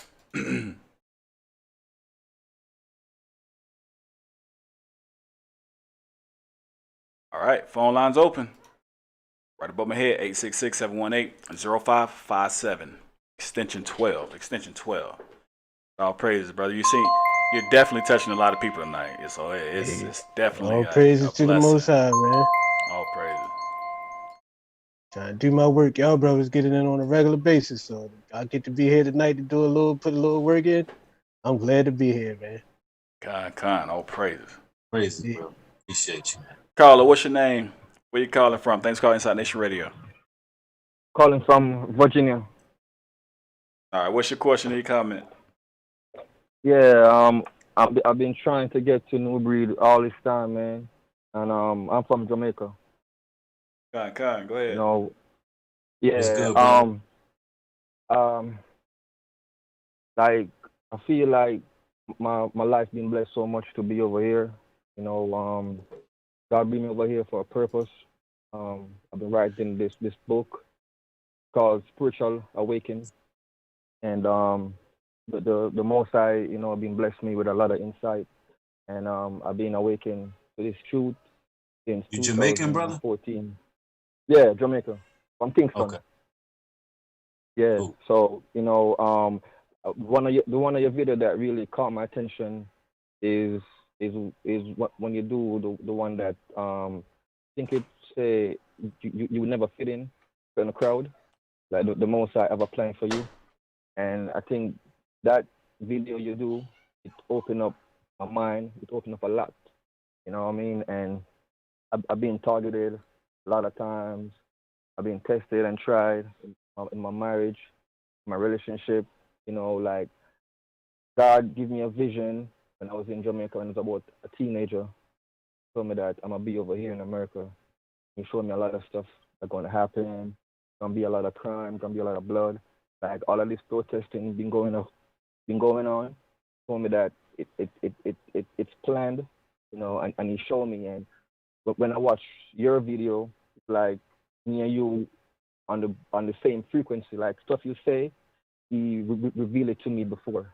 You know what I mean? And stuff you say, I know see it. You know, and I since lately I've been like weak in my faith, and so I feel like I lost strength, and I'm just trying to find some brother that what can like get into, you know what I'm saying, to really get more energy, and you know what I'm saying, because I'm by myself out here, and the only thing that keep me afloat is your videos, you know what I'm saying, your live stream and all of that stuff, you know what I mean? Absolutely, fam. Let me say this though, bro. Everything you going through is for a reason. Even those times where you forced to be by yourself, does it sound like you Yeah. kind of like battling with being alone? I like Yeah. to refer to John on the island of Patmos. He wrote the whole book of Revelations, and he wrote the book of John when he was by himself on the island. And I point that out because at times that's what you need, and we don't even realize it. How we just running, trying to mold in and fit in with everybody and everything, and what end up happening is we lose a lot of energy. And the Most High will put people around you to kind of test that energy and chastise you, so to speak, so you can come out like gold tried through a furnace. You come out the other end shining. You know what I'm saying? Every time Yeah. you level up in life, the Most High got to pull you aside. The word holy itself just means set apart. And just like the brother Woody here, he was set apart, even though he might have been among those brothers. The Most High called him out. You know, many are called, but few are chosen. So the Most High pulled that brother out. He's pulling you out for something. Right now, you on your island. You understand? So while you Yeah. on that island, all you got to do is, brother, keep on praying, fasting, fighting the spirits that you have personally, because we all got them. We all fight. Spiritual warfare is a battle to the death. The battle of the flesh is a battle to the death. You fight that. Yeah. You stay prayed up, and then listen. All those people on the outside can't really penetrate your armor unless it's people who belong around you. You get to the point where the only people that come into your inner circle, come into your fold is people that the Most High allow. You'll get to a point where you know who to trust, who you can allow in and who you can't from a spiritual aspect. You'll be looking Man, at it look, from a whole vantage point. Not even like, oh, can I trust this person? Can it, is this person going to do that? Is this person going to do this? Because you right within, and you're going to attract the same energy that you carry. You know what I'm saying? So, just I stay in that mean, word, man. Stay reading the scriptures. All we are is mouthpieces. All we do is yeah, tell you where to turn to. yeah. Ultimately, all of us, a man who says he's without sin is a damn liar and the truth ain't in him. But all we do is give you the direction. You understand? It's up to us to study, to show thyself approved, as the scriptures say, to go in and read and let that word just resonate with your soul, and you're gonna be just fine, brother, on your own right now. Just figure things out. Sometimes we need that. Yeah, because I got one of my friend in Jamaica, man. Like the Lord been showing me, said, you know what I mean, like he coming after you, like he trying to kill you, you know what I mean, and time and time, he been showing me and stuff, and I'm not saying I'm scared, but Jamaica is crazy right now, you know what I mean, like a lot of crime and stuff, black and black crime, you know what I mean, like an artist just got shot, you know what I'm saying, the other day, and he got to run for his life, you know what I'm saying, to It's be all coming right, to you know what I America mean, too, man. and You had come $1 again? billion defunded from NY City police. Now, all places, Yeah. we know George Floyd wasn't murdered in New York, but that's the first place they went ahead and pulled police funding, because everywhere where our people are at, that's where they're gonna let chaos ensue. So you pull police funding, and you let the animals loose. Just a few weeks after COVID-19 was announced, or whatever type of setup that was, they released, I believe it was 3,000 in New York out of prison, and I think it was like around 1,300 out of New Jersey. So what that's showing you is they're setting the stage for something. They want us to destroy ourselves internally. That's why the brother Abaya, his platform is so powerful, because it's bringing us together. They hate to see unity. They hate to see us uniting. They think that we all going to act like animals and savages, when that's not the point. That's not who we are. It's a clear line of separation between the chosen and these niggas. Let's just be real. That's what they are. You know what I mean? Yeah. But I mean, listen, what I'm I trying to did. get to you though is, as long as you stay on the right track, brother, and stay prayed up, you don't have to worry. No fear should enter you, man. The Most High don't give you the spirit of fear. He give you the spirit of discernment, joy, and peace, bro. It ain't nothing you should be afraid Yeah. of. If you on It's right just. Sometimes I standings, feel like you're good. Hello. Yeah. You still here? Yeah, it's just sometimes I feel like I'm losing strength, because like I'm the only person know that I'm an Israelite. You know what I mean? Like I'm from the tribe of Benjamin. You know what I mean? And I always trying to enlighten people about that. You know what I'm saying? But a lot of people thinking that I'm going the wrong way. You know what I'm saying? Which I know I'm going the right way. You know what I mean? And I did do a video on Facebook about the truth about coronavirus, and I did say in it that they're going to start to shut down a lot of Walmarts in America, and they're going to use them for FEMA camp. And truth be told, my wife told me last week that a lot of Walmart, they're gonna shut down about like 250 Walmarts. You know what I mean? And I did that video in about February, and now it started to reveal. But a lot of people thinking that I'm saying that by chance. You know what I'm saying? I'm just saying that because he's showing me. You know what I'm saying? And America will be destroyed, just like you say in your life and all them stuff. Like, it's going to be crazy. You know what I'm saying? Like, my country I'm from, Jamaica is cursed. You know what I mean? Because a lot of stuff been going on for years and years and years, and a lot of witchcraft and stuff. I think last year they're trying to make obeah legal in Jamaica. They're trying to make opiate You know what I mean? legal in Jamaica. Legal, yeah. Well, opiates are already legal everywhere. That's what they selling in those pill capsules. That's nothing but opioids. Right. Yeah. You know what I Different mean? forms of it. And because I really want to come on the retreat in Jamaica, but I know I'm not going to It's because been I'm trying to deal postponed with for now, so my no worry. yeah, but I'm trying to deal with my filter shit. You know what I'm saying? But the last video you said that they was having a sandstorm. You know what I mean? Because I watched it on the news in Jamaica and stuff like that. You know what I'm saying? So Yeah, it's like a the lot of stuff is sandstorm is going coming from on. the Sahara. Come again? Yeah, I know what you're talking about, but yeah, it's postponed for now. We still having a retreat, it's just in due time. We waiting for a different Yeah. opportunity to do it. But I'm trying to see if you're gonna have a retreat in America though, because I would do. I mean, I was trying to come down to Georgia where you at. You know what I mean? But I don't want to sound pushy. But I'm trying to see what you got to say. You know what I mean? In your live video and stuff like that. Because I mean, I'm a person. You know what I'm saying? I really want to get a lot of strength and energy I from the tell you whole what, Israelite. just hit me, send me an email, kingbreed404@gmail.com, or just follow me on Instagram at newbreed404, and we can build a little bit later on that. And Yeah. you know, we All could right, just I'm gonna do that, man. talk Because through email or because Instagram. yeah. You know what I mean? I just want to stay connected. You know what I mean? Sometimes I try to like feel His presence, feel His spirit. You know what I mean? And I just need to do some more fasting, some more praying, and be in the Word more. You know what I mean? Because I'm over here for a reason. Look like He showed me in the vision when I was a teenager that He's gonna bring me over here, and everything He said, it not happen. You know, so but that's why my book is finished right now. It's just been going through a lot of editing, you know, and I'm writing on not a book, revolutionary warfare. You know what I mean, about strength and courage and stay together and fight vocally.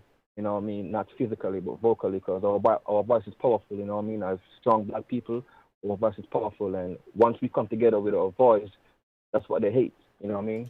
And God is pulling everyone right now around the world, because in the last days He will pour out His Spirit on our flesh. And now I see it revealed. Like I see a lot of people be standing up. You know what I'm saying? A lot of people around the world. You know, like everything is now coming to the light. You know what I mean? Real quick, caller. Not to rush you, but we're approaching the time where people gonna start falling off the phone, so we need to get somebody else in. All right. Okay. All right. Cool. Shalom. All right. Shalom, Mark. Shalom. All right. Shalom, Mark. Shalom.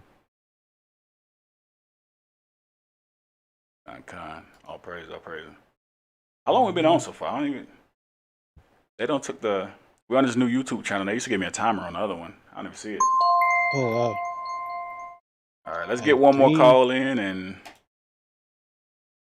Caller. Thanks for calling Inside Nation Radio. What's your name? Where you calling from? Caller. Thanks for calling Inside Nation Radio. What's your name? Where you calling from? You got to turn the show down in the background. And then listen through the phone. Hello. There you go. What's your name? Where you calling from? Hey, my name is Yashadek. How you doing? What's your question or your comment? I can't hear you. It's like echoing. Can't hear us? Now I can. All right. What's your question or your comment? Well, the reason I'm calling is because I want to share my testimony. Like in 2016, I was like in a very dark place in my life. So I started writing. It was like the Most High was just putting so much in me, and I'm like, what am I going to do with all this information? And so He told me to just go ahead and put it in writing. So I just wanted to share like one of my poems with you guys, if that's okay. Go ahead. All right. Well, it's called The Woman I Learned to Be. It could be for / man as well. I'm pretty nervous, so excuse me, please. All right. The woman I learned to be made me love me. The lesson was to choose to be happy. Now life is shining on me. My vision of love is inside of me. Christ helped me have peace of mind when I opened my heart to He. Oh, how it's a pleasure to give you all of me. Now I received all of eternity. bliss when I'm free from any hold my flesh has on me. The goal is to be set free. The dark side is not the place you want to be. Take it from me. That's when I didn't love me. This wasn't the picture I envisioned it to be, but life's lessons made me become the woman I learned to be because Christ loves me. Praise. Nice. I like it. Nice. Very nice. Yep. Thank you for sharing that with us. Exactly. I couldn't even tell you were nervous. You didn't sound nervous to me. For real. Why? All praises. Yes, all praises to him. I really hope it helps someone out because in 2016 I was just in a low place in my life and I didn't realize how low I was until I just started reading my Bible and everything just started being clear to me as far as, you know, the way the world was running and just seeing the true color of people, period. And I always thought people had the same genuine heart as I did, but it was like God started revealing everything to me when I didn't expect it, and now I just see things for what it really is. And I don't know, prayer is what keeps me going and just, you know, staying true to the word and just faithful to him every day. So Remind me of my wife. She was the same way when we met. You know, I ain't trying to say I changed for the worse, but you know, she looked at the world as, you know, everybody was genuine, everybody's peaches and cream and roses, you know, all that good stuff. And we had to come to reality, like, hold on, wait. She used to be like, you know, she used to run herself in the ground trying to make everybody. I have a very humble and submissive wife. All praise to the Most High for that. And she used to run herself in the ground and ragged it, trying to make everybody happy. You know, she lived in that world, you know. And when we came into this truth, I mean, she started to see, hey, look, you know, everybody doesn't have your best interest at heart and everybody ain't that genuine. But, you know, it's a good thing to see that, you know, because, you know, the Most High allows you to see, you know, who's there for you and who's not meaning you the best. So, yeah, she was the same way. And that's so true. You don't realize it until, you know, like he started revealing so much to you because people are saying one thing, but in their heart is something different. And I was more going by what they would say to me instead of really, you know, like not even so much judging, but just having discernment of how people really are. So, I don't know, I'm just grateful for where I'm at right now in life. So. God. All praises for that. Amen, yes. And New Breed, I love your work. I listen to you every day whenever you upload a video. So keep up the good work. Thank you. I appreciate it. Thank you. Yeah, thank you. Thank you all. Did you call in? Stay blessed. You too. Thanks.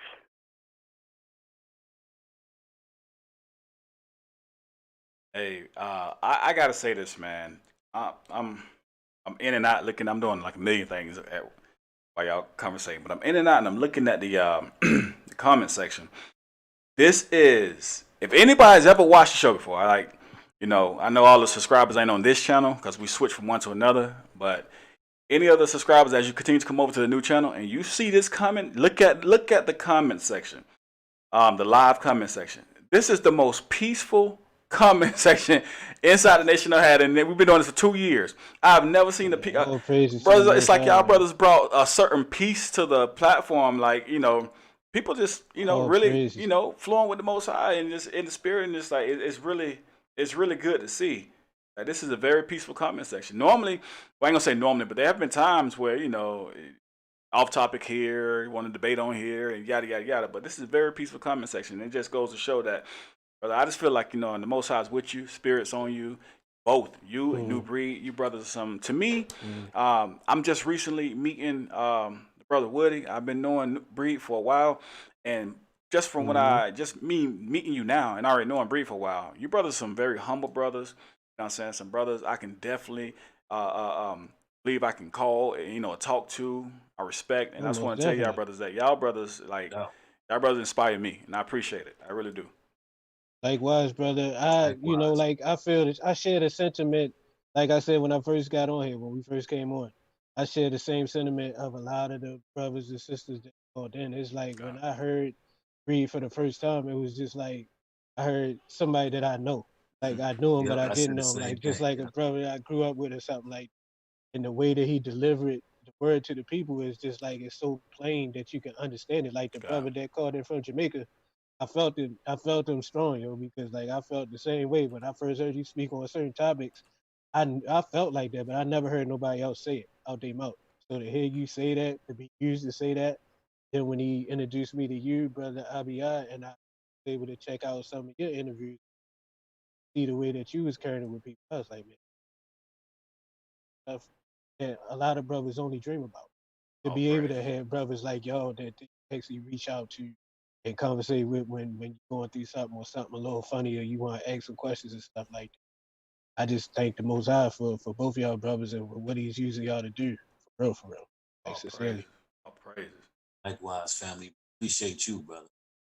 Amen. Coming out of that industry and coming into the truth and been building and staying fervent in it. Like I told you earlier, I hold that to very high regards, man. I have nothing but the utmost respect for you. And just a few weeks that we've been talking, I said the same thing at the beginning of the chat. I was like, man, this brother felt like my cousin or something. Like I grew up, you know what I'm saying? Right. And, I told you I got a cousin that looked just like you. Mm-hmm. We just been sharpening it, you know what I'm saying? And all praises to the Most High that we went through what we went through to create this course and this pathway to make sure we all networking together and building. And it's gonna be some great people. This right here, only the beginning, brothers. Like, I mean, we gonna be doing some songs. There's gonna be plenty more shows. You know what I'm saying? I mean, it's gonna be lit, man. And you both of you brothers already know y'all welcome to come out Jamaica sometime, and we can build out there as well, man. As soon as the Most High open those type of doors of opportunity, we know we in some rough times right now, but exactly, you know, it's all fam, man. I respect both of you. Brothers. Bye. You know, it's always an honor building on your platform. Always, man. And I want to say this too, bro. We need this platform. They don't want to see Israel communicating the way we communicate. They don't want to see us speaking about unity, peace, and really legit having panels talking those real issues. Like when the sister called in, talked about the domestic violence. And, you know, especially among leadership in Israel, like that's a deep topic. And they don't want to see us taking a leadership stance in that way and being an example. Your platform is professional, is well organized, and you know they're gonna do whatever they can to suppress that. That's why I asked everybody to share this video. I'm saying if you here on my channel, on my platform, make sure you share it. Get it everywhere. Share it on Facebook, Instagram, Twitter. I don't care. Wherever you can get it, upload it, move it. Because these are the messages right there that can have a big impact, not only on those in the cuts and the crevices, but those in the industry who may have some more resources to help us even put out the work further. You just never know how far it can go with y'all support. Most definitely, all love and respect. And the video they talking about, we did a show on domestic violence because, you know, we got some of our sisters out there. Like I told y'all already, you know, being in law enforcement, you know, showed up on scenes and, you know, these sisters wasn't looking so pretty, if you know what I mean. You know, the situation's happening. And I don't want to not focus on brothers too, because there's been brothers that have been in the same situation simply because I don't want to hit her back, but she is, you know, going in. So with domestic violence, either way. Here go one. I believe all praise. So either way, so you gotta get out. You gotta get out of that situation because you know you don't want to be a man and you know you put your hands on her because she's in you, and then you're in trouble anyways. And then you don't want to be a female or sister or whatever, and you getting beat. So it's not cool for anybody. You know what I'm saying? It's not cool for anybody. And so definitely, if you haven't seen that, check that video out and spread that one. And Woody, I got one more question for you. You know, it's a brother that I've been talking to and been dealing with, and we've been doing a lot of talking, and it's a blessing, you know. It's a blessing. All praise for the Most High. Real quick, before we get out of here, my dad was a pastor for a long while, right?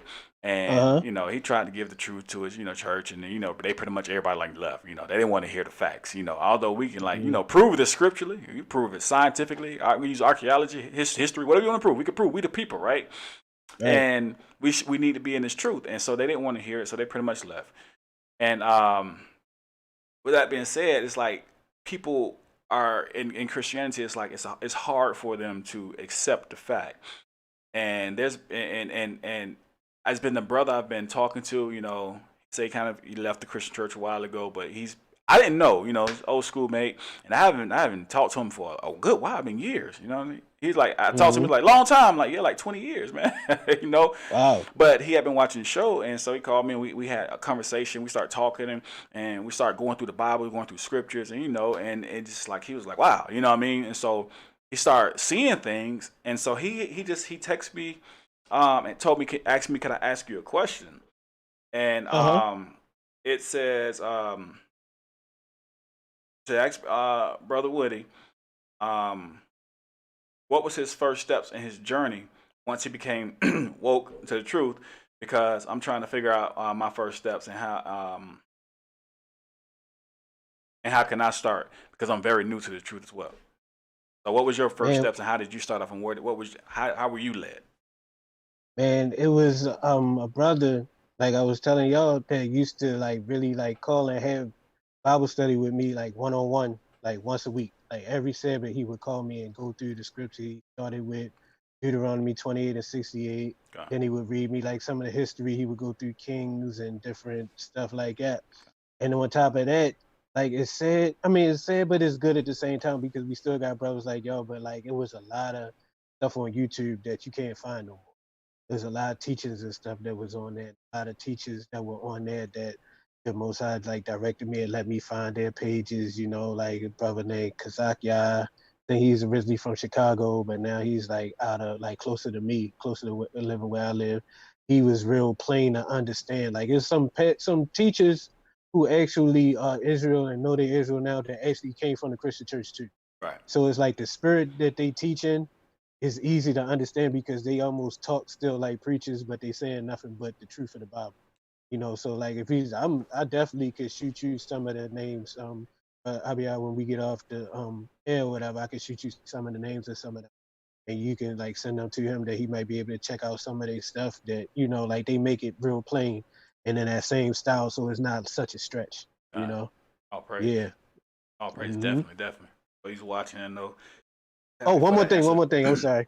Like I prayed when I was still like I was at a church trying to do this other gospel album, and I prayed to the Most High that He helped me understand the Bible. And what happened was I was at the person who brought me out there to work on the project just stopped working with me out of nowhere because a phone call was made. What we was talking about earlier, Brother Bree, the whole blackballing. So that happened, but I was just stuck there.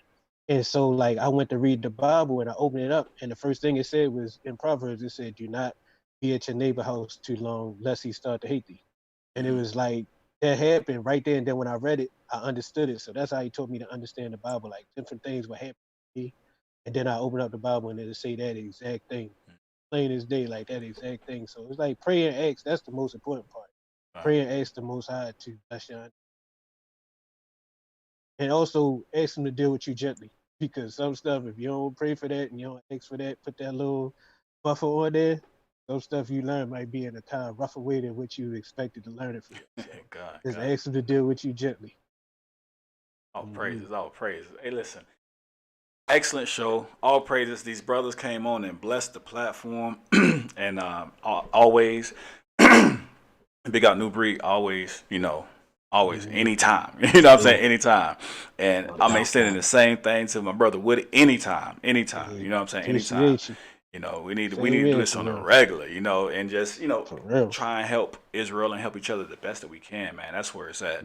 Because right now in these times where, the other nations are rising up and it's getting to the point where, we see what's coming. We have to try and draw together even more now than ever. You know what I'm saying? Right. And it's like it's on repeat, but according to scriptures, it's going to get worse. And, the scripture says it's going to be like a time that we've never seen before. So we definitely got to draw together, be that nation not desired and come together. So, with that being said, really quickly, I did a video on this channel. Again, it's a new channel, so I'm still trying to get all my subscribers from the other channel over to this channel. I did a video talking about, if you're stopped by the police, what to do, what not to do. I actually did another Facebook Live on that this morning. If you haven't watched that video, watch it. There's a lot of information I'm trying to help equip the people with. And, hopefully you're never in that situation. But if you are, hopefully it'll help you. I'm also going to do a show. And if you brothers want to join in, you're more than welcome. I'm going to do another show talking about the same thing. and I want to open the phone lines up this time to have people, if they got questions about maybe a certain situation. Was it lawful? Was it legal? What was the law? What did the law say? And I can give you my experience as an officer, how it's dealt with. Because there's a lot of things as an officer people just do not realize. And I went over that in my Facebook Live this morning about articulation. Articulation is it's the bread and butter. It's the backbone of policing, I would say, because we wonder, like, okay, well, he shot the guy. The guy didn't have a gun. How did he get off? Articulation. And so we're gonna go. I'm definitely gonna go over that. If you're on my Facebook page, go check that out and see what I'm talking about. Articulation. For time's sake, I'm not gonna go through it right now, but it's very important for you to know what's going on, because the other nations, if they got family members and friends that are police officers, they're being taught this. And I'm gonna say this real quick, and I'm gonna get out of here. Like when you're watching basketball, if you're a basketball player, you're watching to see somebody's form. You're watching to see who wins and loses, but you're watching to see form. Did he double dribble? You're watching the techniques and the skills of the person or the game, right? Likewise, I do the same thing as a police officer. I'm watching videos. I'm looking at what this person's doing. I'm looking at, okay, yeah, this person is setting themselves up to get ready to shoot you, and they're looking for what they can use to articulate to be able. They're already thinking about the court case that's coming up. Trust me. This officer, or even people who got the knowledge, they're already thinking ahead. If I shoot this person, how am I going to get off? And it's a lot of things that we just don't know. And it's crazy when we get it. It's like, wow, it's plain. It's plain, and it's like you might think, man, I should have knew that. But there's a lot of things that we don't consider, and we need to consider a lot of things because it may save your life one day. With that being said, again, I'm gonna thank these brothers. I'm gonna pass the mic back to them and let them get the last words, and then we're gonna let them go, and then afterwards we're gonna play a few songs, we'll watch a few videos. If y'all still on here, y'all got some song requests, I got a few artists I'm gonna play, and y'all let me know. But let me go ahead and pass the mic back to, I'm gonna start with New Breed, and I'm gonna give the last but definitely not least to Big Ock Woody. Okay. I just want to say, man, it's been an honor to be on the show as usual. I'm looking forward to the next build we have. Thank you, Brother Woody, for coming on and sharing your knowledge and your story. Thanks, Abaya, for having us here on the show. I'm just looking forward to the future. I know that there's a lot going on in the world, and yeah, it will get worse. But you know what? The Most High got his hedge of protection over his chosen, over his elected. I just want us to be in the spirit of being informed. Because Hosea chapter 4, verse 6 says, my people are destroyed for lack of knowledge. So people going to the hospitals and having certain things done, not realizing, hey, what's going in that IV? You know what I mean? And this is something you can tell your loved ones as well. But what's going in that IV? Hey, what's in the eye of that needle? You know, a lot of the times we got to open ourselves up and have that lack of knowledge for them to even impose on us. They use our ignorance against us. We were never supposed to find out all of the things that we know, but the veil is being lifted, and it's going to continue to be lifted. But that doesn't mean a great number of us are not going to fall, because a lot of our people just refuse to turn to the Most High. They refuse to turn to the right direction. And so my message for the righteous is, listen, don't use all the oil in your lampstand trying to get people who are going to refuse. As you can see, the Most High is doing everything, and he's all powerful, but he's doing everything to put us through situations where we gravitate towards one another. Each one of us got different walks and journeys, but it's all going to one understanding and one meaning and one purpose. So as long as you turn into the Most High for knowledge and wisdom and understanding, you're going to be safe in these days. That's the part that, a lot of people on YouTube are not going to tell you. A lot of social media personalities are not going to tell you, because they enjoy fear mongering. And that's not what we're about. We understand who our power is. We understand, listen, he can heal the land right now if he wanted to. He could turn the lights off if he wanted to. So we understand where we stand as his people. We under his grace, we under his fold. And we're going to continue to grow that way and continue to come together and continue to build. I like to say, hey, man, all love to everybody watching. Y'all, love y'all brothers, man. I love everybody watching, man. Stay in the right place, ladies and gentlemen. Keep your head up. Shalom and peace. Definitely love, Big Art, definitely. And a good just piggybacking on what Big Art New Breed just said, Psalms 91, because it talks about it. You know, that time comes, and he's definitely gonna be our refuge. He's that protection. Psalms 91. If you haven't read it, go read it. And with that being said, I'm gonna give Big Art Woody the last word, and we're gonna call it a night. Play a couple songs and say shalom to the next. And that song 91, man, yo, goodness. I just love being here. I love being in the presence of what's going on because other than this, I would be sitting here talking to my screen and y'all wouldn't hear me, but I'd be talking to y'all anyway. But y'all actually get to hear me talking to y'all, man. It's like what you said was just so needed and so on point. And then like back to back, like tag, like alley oop, like you gave it to him, Breed, and then he just slammed it in. I just slammed it in, and just to go right along with that, I don't really, nothing really I could say, but I'm just going to give y'all a little bit of an old gospel tune, if y'all don't mind, that I had used to love to sing back in the day. And right going into the music, I feel like we can go into it, kick it off like this. Though the storms keep on raging in my life, and sometimes it's hard to tell the night from day. Still that hope that lies within is reassured as I keep my eyes upon that distant shore. I know he'll lead me safely to that blessed place he has prepared. But if the storms don't cease, and if the winds keep on blowing in my life, my soul has been anchored in you, Yah. Hallelujah. Let your soul be anchored in Yah. He'll take care of itself. Long. Oh, praises. Oh, praise. That's what I'm talking about. Oh, praise. Hey, I'm over here like, you know what I'm saying? Okay, that's what it is.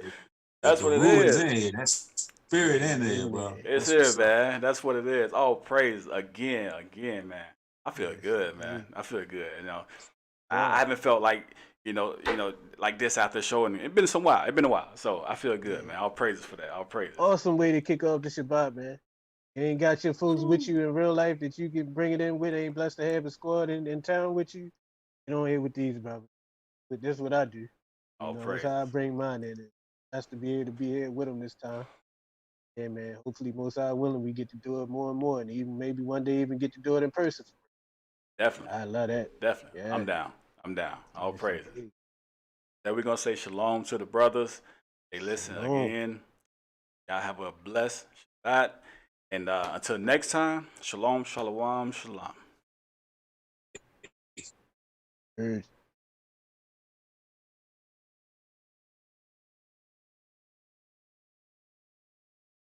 And hey, that was beautiful, man. That was beautiful.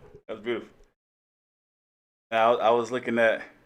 I say you better, you better say that. What I'm talking about. That's what I'm talking about.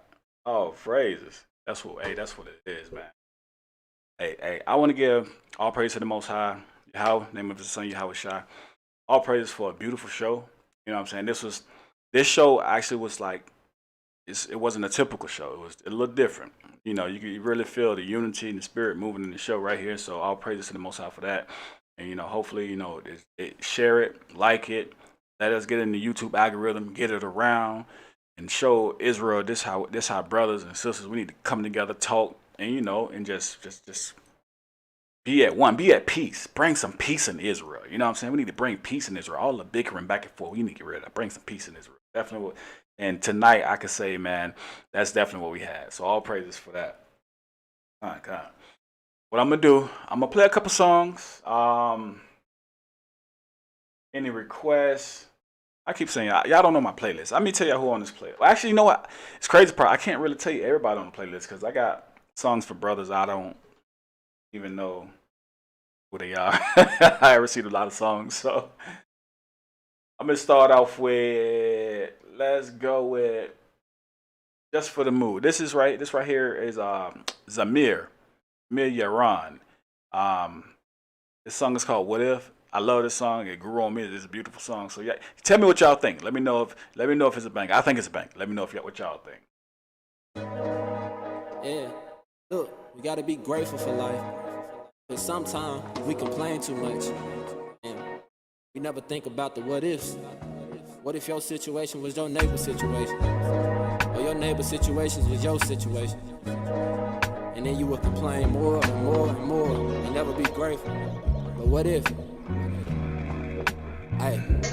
Imagine if your mama trying, daddy dead or in the fence, or if your pops was around but won't claim you, how would you feel? Man, this stuff get real. If your mama was hooked on pills, or if your brother was sick, he done listened so he got tricked. Satan got on his sleep, got on lace, now this is it. Please do not take offense, I'm a counterpart to this here. What if your grandma died? When she couldn't, she always tried, and when she asked for something, you just bicker and tell her lies. What if that baby on the news was your little sister or brother? What if that child who just got raped turned out to be your first daughter? How would you feel if that was? I got a message. I saw it earlier in the chat, and I also got a message in my inbox. Some brothers and sisters trying to donate through the super chat. Seeing as though this is a new channel, there has to be so many subscribers first and so many watch hours before YouTube will open it up and allow you to super chat. Until then, if you want to donate to the channel, help it get going, because we'll use that to help pay the bills around here with the software and everything else we use. I put my cash up in the comment section. You could do it that way. If not, all praises. We appreciate you anyways for viewing and supporting the platform, and all praises to the Most High. We hope we can keep this going. Keep trying to bring Israel, unite Israel. Think a bit. He don't owe you nothing, just think about it, take a sip. What if, what if, what if, what if, oh, what if, what if, what if, what if, oh, what if, what if, what if, what if, oh, what if, what if, what if, what if, oh, what if, what if, what if, what if, oh, what if, what if, what if, what if, oh, what if, what if, what if, what if, oh, what if, what if, what if, what if, our innocence if you walk around Walmart or Gentile, walk in and let the whole clip off. Everybody die, got the pistol, let it ride. Would you disrespect your people when you're thinking about them gone? Rosemary Simpson, you gotta be on time next time. Shalom, shalom. Your daddy wanna talk, he 82, he end up passing. Now you on the ground, gasping when he talk, you never listen. Yeah, this joint fire. You gotta change your way. Hoping that you hear what I say. Be grateful cause it could be way, way worse, way. Yeah, that joint's fire. Definitely. Let me play this one. This is called The Sent Ones this is Hebrew pastor. His name is Will Brown, and he's out of Boom Church, Boom, Boom Church. He sent me this a while back, and I just recently added it. I didn't even know. I forgot I had it in my email.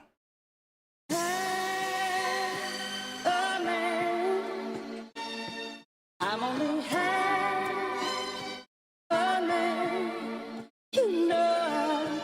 Sorry, y'all. All praises, sis. All praises. King Connection, that's some heat.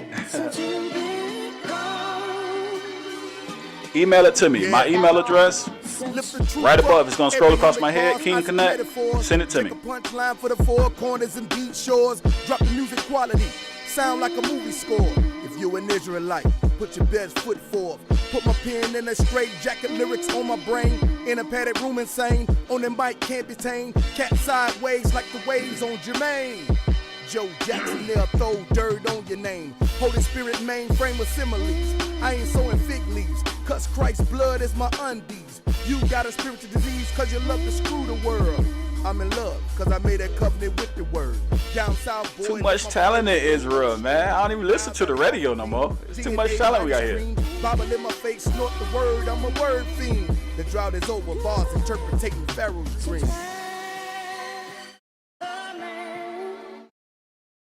I'm only half a man. You know I'm only half a man. Yeah, it's fire. Not It's only am I fire. sent, but I'm chosen. Save a couple souls, Nebuchadnezzar in the desert. We the people of the book, digging don't need a shovel. You got degrees, your whole theology about the devil. Christ set us free from that, that's why we live on another level. Adam didn't need sperm, Mary signed the same terms. Both sons born in the world without a sin germ. Melanated, amylotic, antibodies, no antibiotics. Stay away from pork, no appointment from the doc. Spit the truth, got these Christians in a state of shock. They say we going down, sounding like Young Jock. But the church done turned to love and hip hop. Don't try to cover sin, giving out clothes and socks. Put it in the locker, I'ma still come and cut the lot. Renew your spirit, start trying to use the same clock.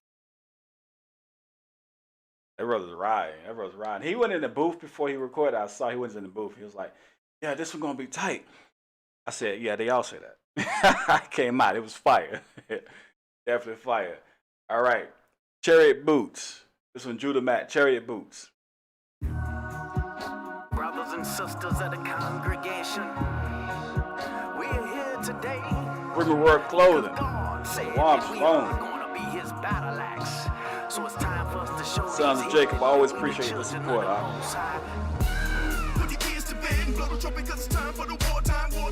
Chronicle says it's fire. That song was fire.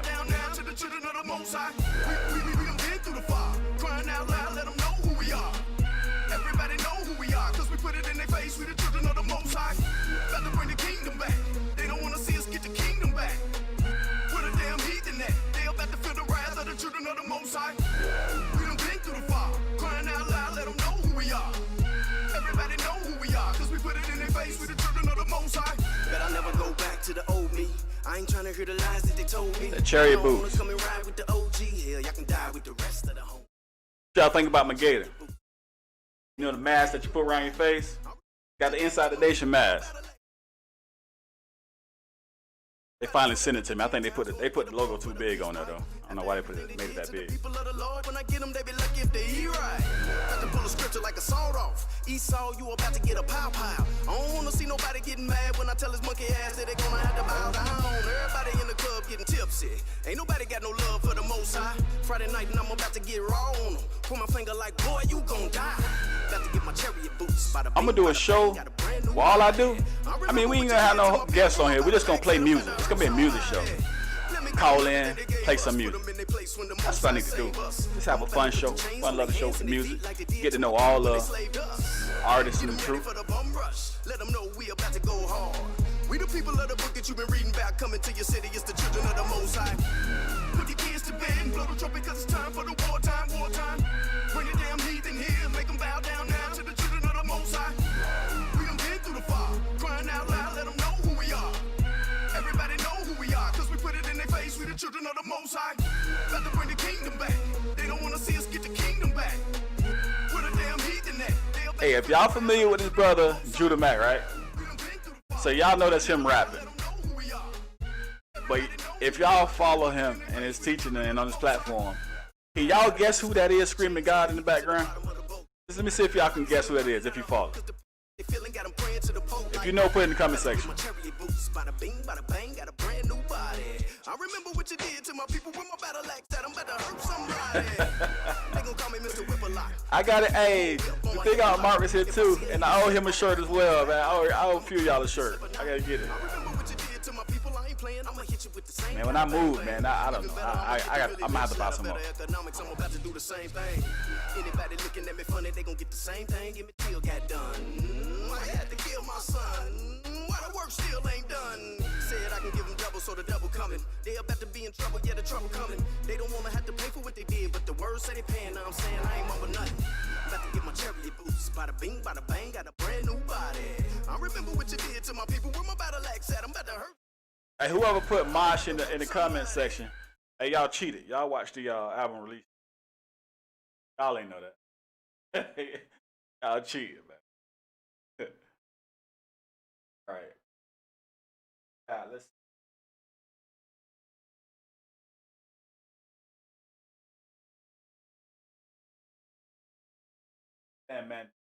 Van Montana. Let's go with Affection.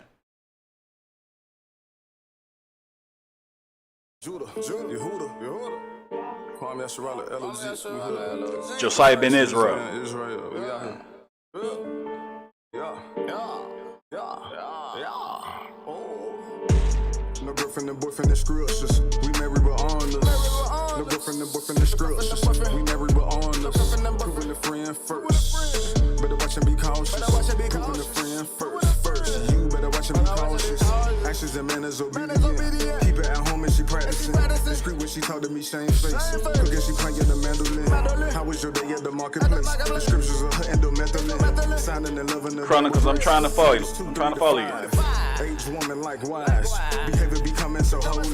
Teaching my seed, we the rulers. I'm from the tribe of Yehuda. Christ from the tribe of Yehuda. Submit to the law, ain't no question. Raya Ben Israel. Shalom. Together we worship my Father in heaven. We seeking perfection. We seeking perfection. Take a bride not for lusting. That's a death sentence for erection. When I walk in the house and she studying. At the Sabbath she got a few questions.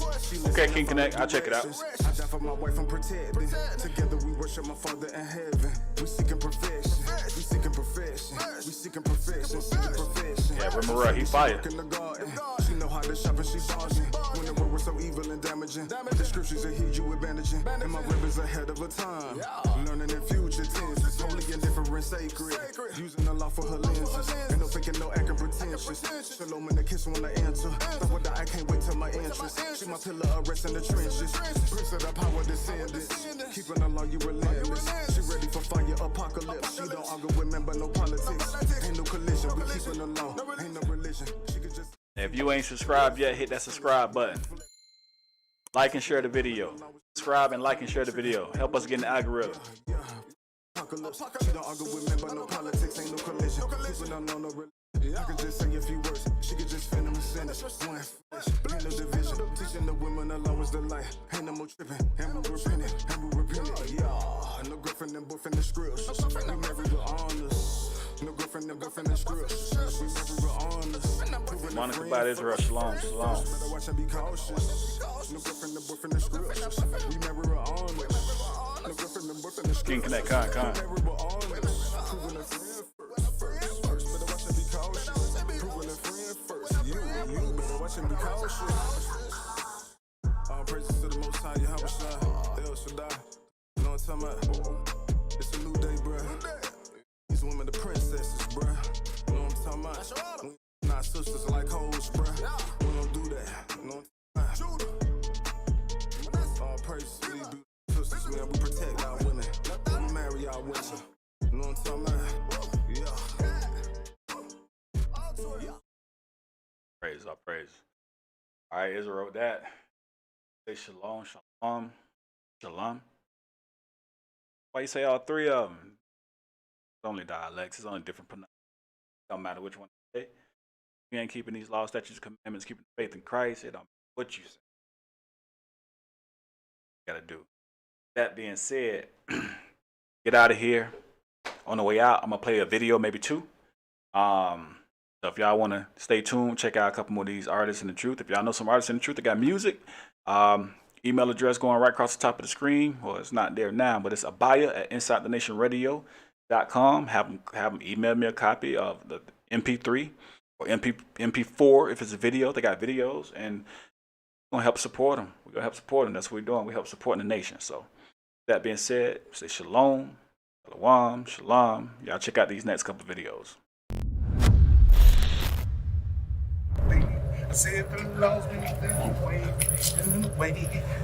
Hey, brother, how y'all doing today? Y'all know the Lord. How you doing? Brother, you got some money? Yeah, Shamayim. What's going on? Shamayim, what's that mean, brother? That's heavy. Okay, all right. Well, did you know that the law's been done away with? Since when? What you mean, since when? Have you ever read John 3:16? Read to me. It says, "For God so loved the world that he got him." What's that smell? Is that swine I smell? What? Swine.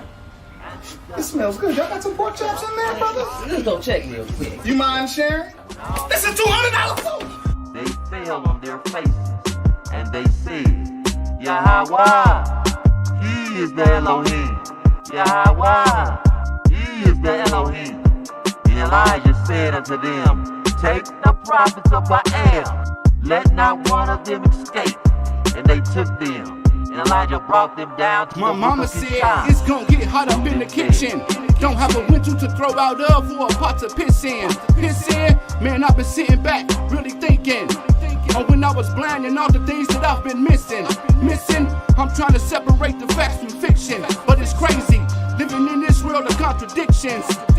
So listen, I ain't going back. Up with you like ping pong. This is the soundtrack of my life and walk to it like it's my theme song.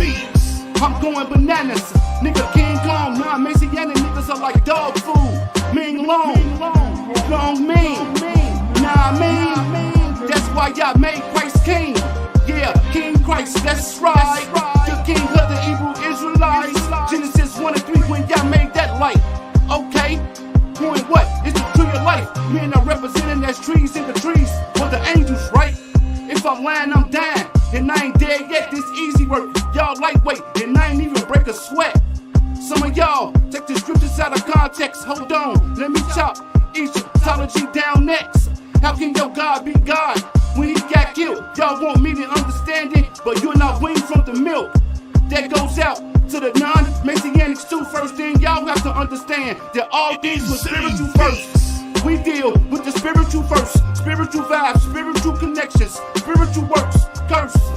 Beat the earth for man's sake. Leah paid Rachel to see with Jacob for a night with mandrakes. So curse, beat the earth for man's sake and bring forth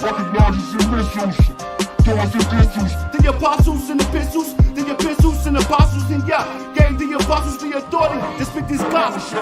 Never said follow him, he followed the Father and was the perfect example of the law. That's why we follow him. If you don't believe in him, damn you. But who am I to say? Cause I might be damned too. Damn to damnations, horrors, hallucinations, torment, and there's punishment. Judgment is awaiting for you. Repent, straighten up, and fly right and get that hate, lust, envy, greed, all out of your life. I was raised the apostolic in my childhood life. I don't have time for you clowns that don't believe in Christ. False doctrine had us blind, we was covered in sin. Till I got older, made a choice, I wasn't following men. They'll feed you bull crap, try to deceive you and all. Try to take all in your cash to pay the dope man off. Nah, Buster, you must've thought you had a sucker. I ain't gonna touch you, but I'm gonna cut you with the scripture. You up there lying to your people, send them straight to hell. But dead praise is your God, so you don't even care. Call you Reverend one line because that's all you preach. Keep the collection going round because you gotta eat.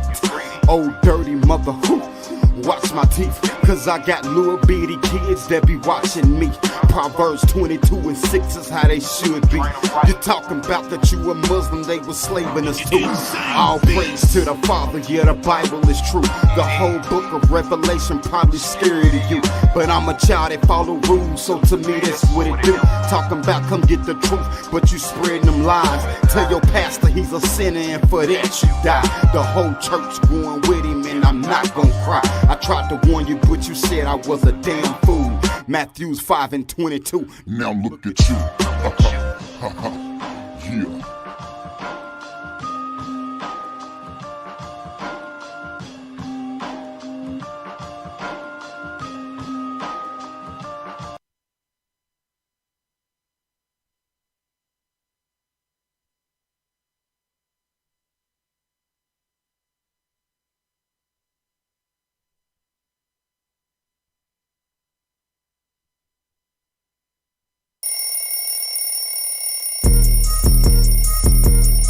I ain't been to the block in a minute, but today I'ma stop in the trenches. They know I rock with the brews, cause I hit the block in my fringes. Brew, splash, brew, drip. I ain't been to the block in a minute, but today I'ma stop in the trenches. They know I rock with the brews, cause I hit the block in my fringes. Brew, sauce, brew, lit, yeah. scared, you can go to church or you can leave it to deacon. I'm waking up my people on the streets while they peacefully sleeping.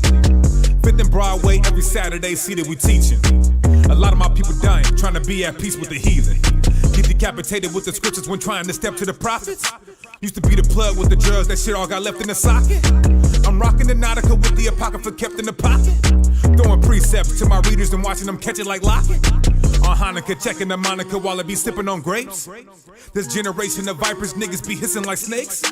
Let's wait until Judgment Day and see if you get in the gates. You got a rash on your ass, you always itching to hate. I already got the ghost, and no, I don't mean a phantom. I already know I'ma blow, and I know there's gonna be an anthem. When they see you doing good, these niggas be throwing the tantrum. Sakari, like a Ferrari, my brothers be riding in tandem. I ain't been to the block in a minute, but today I'ma stop in the trenches. They know I rock with the brews, cause I hit the block in my fringes. Brew, splash, brew, drip. I ain't been to the block in a minute, but today I'ma stop in the trenches. They know I rock with the brews, cause I hit the block in my fringes. Brew, sauce, brew, lit. Bottom of Sodom, it's okay cause I come from the mud. My whole camp right in front of the club. In the kitchen when cooking my raps, I got them hooked like it's crack. My bears get grizzly, I get lit at the city, I put on my back. You know we come from the streets, I try to body my first connect.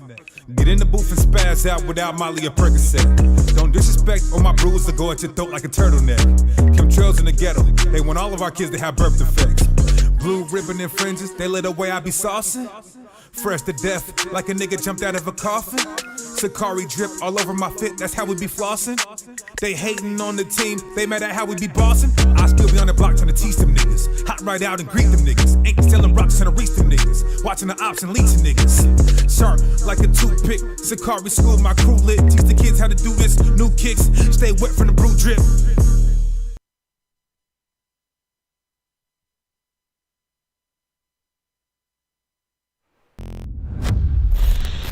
Shalom, shalom.